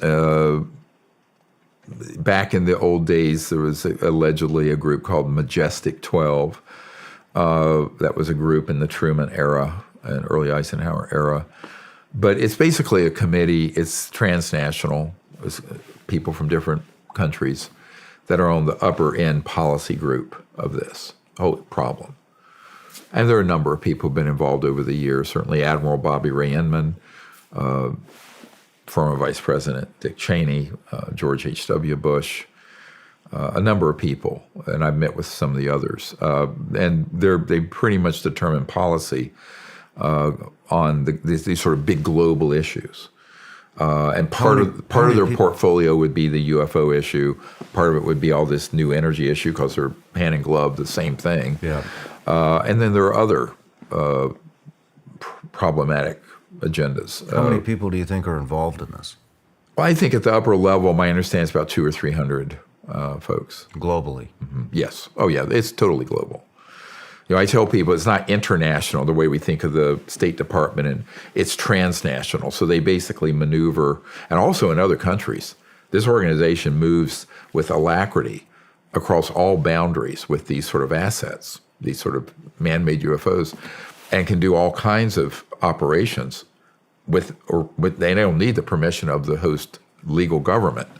So this has become a global power. When Senator Inouye said there exists a secret government with its own Air Force, its own Navy, its own funding mechanism that's above the law and free from the law itself, right? He was chairman of the committees back then.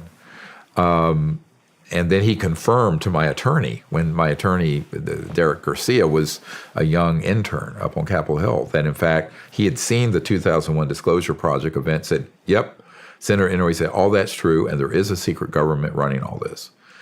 So I tell people, don't take my word for it. Listen to this high-ranking senator. There have been a number of people who tried to blow the whistle on this and point people in the right way, and no one followed up on it. And I think we're reaching a point now where I think we're out of time to let this stretch on for another even 2 or 3 years.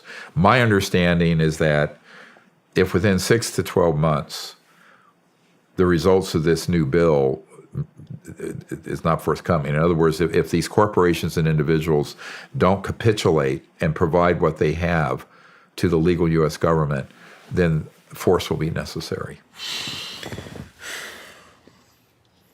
Which brings us to the strike team. Yeah. Yeah. Do you want to talk about the strike team?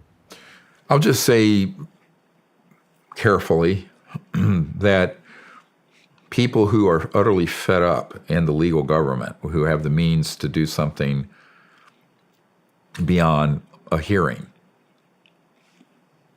that are, special operators and what have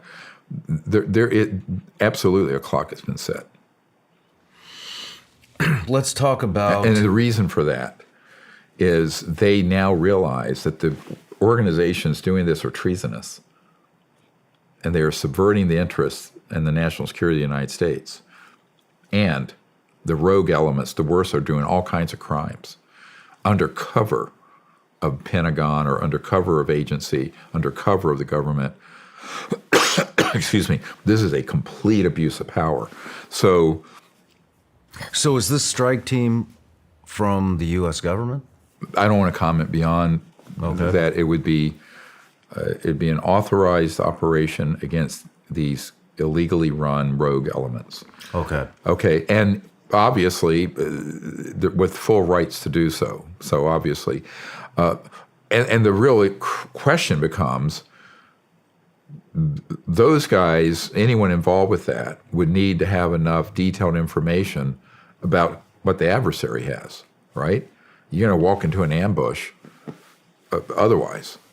So one of the things we have to do is get as much good, detailed information on methods, assets, where they're located, where the bases are, where the entries are, what technologies that can be deployed as a countermeasure. But we're all hoping this never has to happen. Because if the American people listening would actually take action, and the members of Congress and the White House would begin to take this very seriously, all of that could be avoided.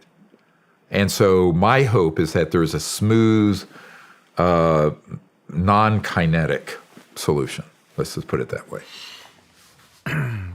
Completely unrelated to that. Yeah.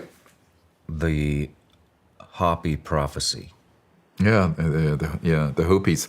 Well, this is interesting because the time we live in, many people feel many ancient peoples and even scriptures related to the time of sort of the ending of one whole era and the opening of another.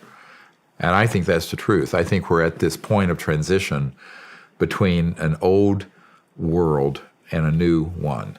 Now, some people say it's the end of the world. I said, no, it's the end of the old world and the opening of a new one. So in the Hopi prophecy, the Hopi prophecy rock, there's one line that terminates, and that's our civilization terminating if we don't get this right. There's another one where then it takes off and it goes off into infinity. So it's like humanity, as I see it, is at this critical juncture where we need to choose whether we're going to go forward and keep going for hundreds of thousands of years and go out into space peacefully, all of it, or we're going to blow the whole system and have a terminal situation. So the Hopis had this in their prophecy. Who are the Hopis? There's a Native American tribe in the desert Southwest. Okay. Yeah. Mm-hmm. My grandmother was Cherokee, but I'm familiar with some of these different traditions, and I think that my dad was half Cherokee and half Scottish. Interesting mix, but I think this is why you look at it. Many people around the world get this sense that we're at this inflection point, not just politics and this and what have you, but our whole civilization. And I think these extraterrestrial civilizations know that. They know that we could get into a lot of bad trouble and have things happen that will be extinction level events if we're not careful. On the other hand, they know that if we came together and were, for once in our history, did the right thing peacefully, we could transition to a civilization that literally will be interstellar. Maybe not in my lifetime, but in probably your children's. Wouldn't that be something? Yep. Oh, yeah. I have no doubt. We certainly have the means to do it, the technological. Do you have hope? You think we're going to get there? Oh, I do. I wouldn't be doing this if I were a pessimist. I mean, I think it's going to be a bumpy ride. I mean, a smooth transition would have been before I was born, when the ETs warned Truman and Eisenhower to make the transition.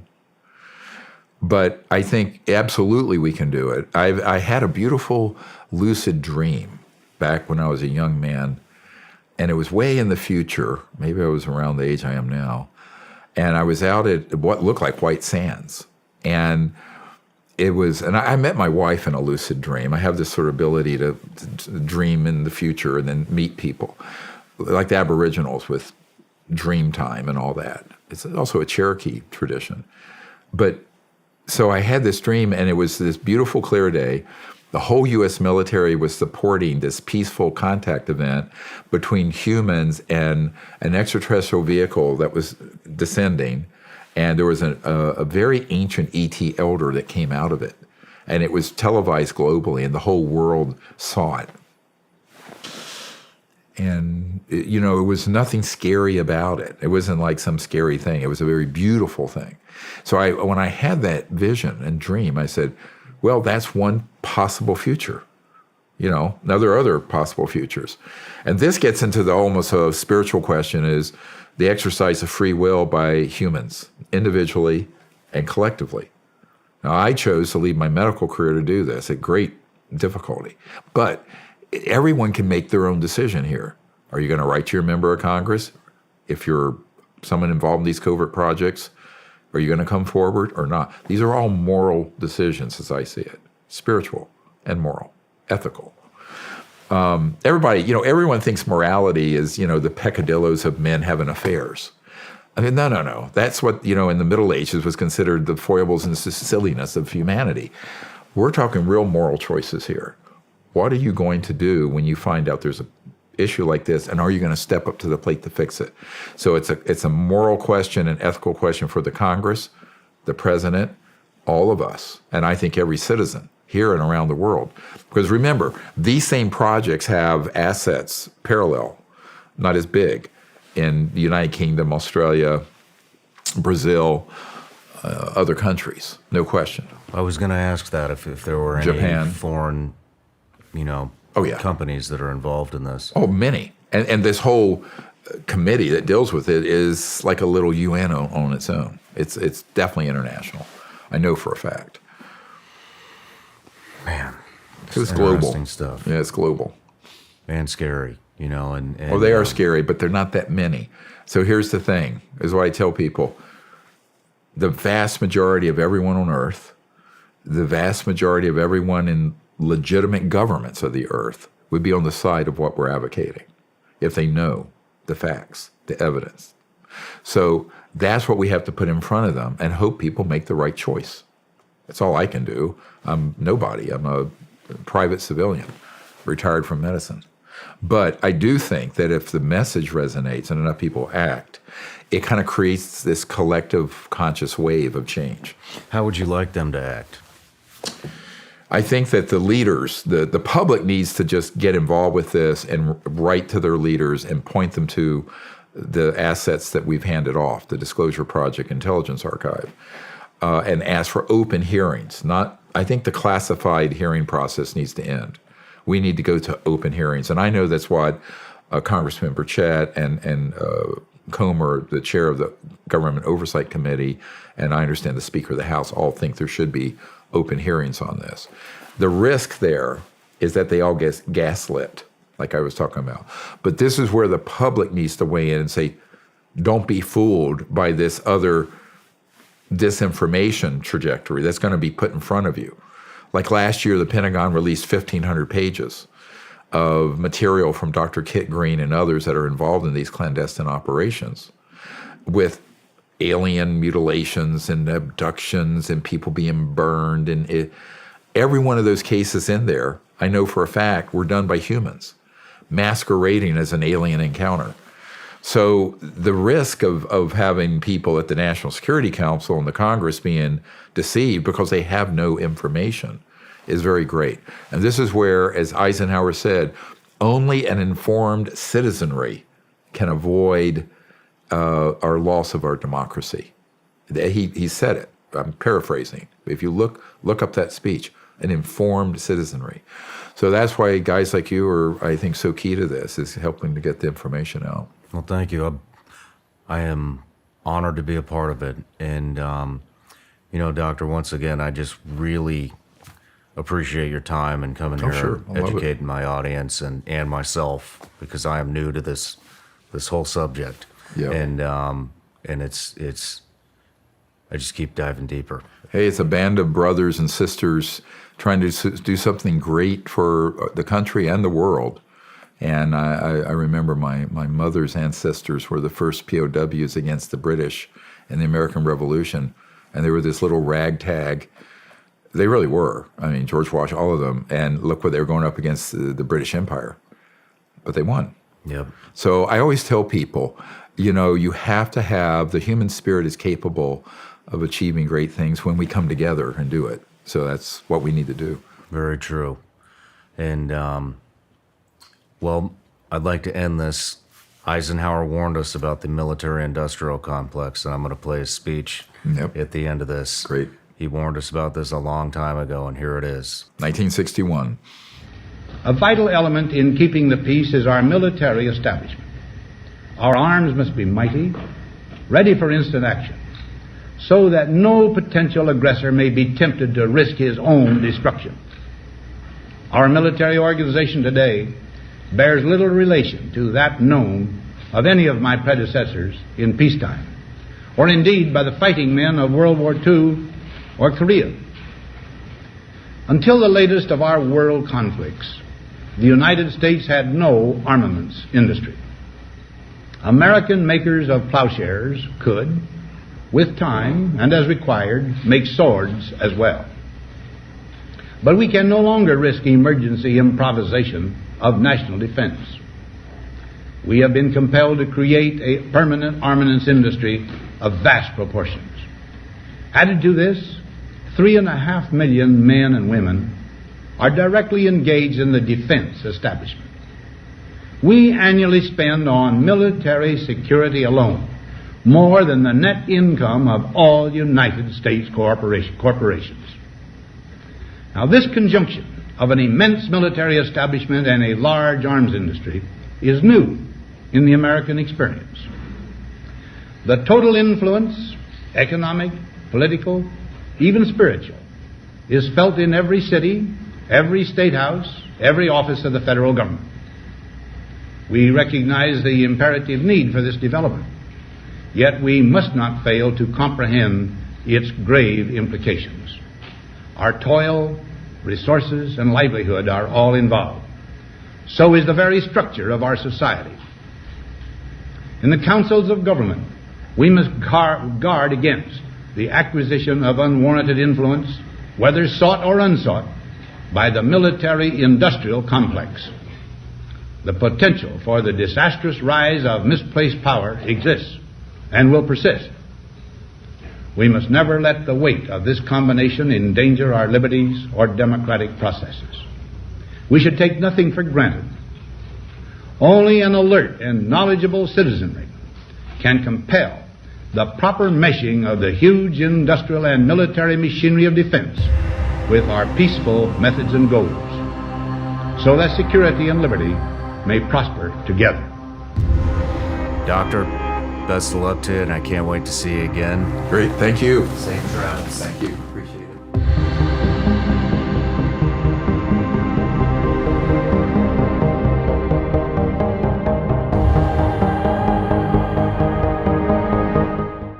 Hey everybody, I'm Shawn Ryan. Click here to subscribe to the Shawn Ryan Show YouTube channel for the hottest and most compelling interviews that you will not see anywhere else. I've also made a playlist of all the previous SRS episodes so they're easy to find. You can find that right here.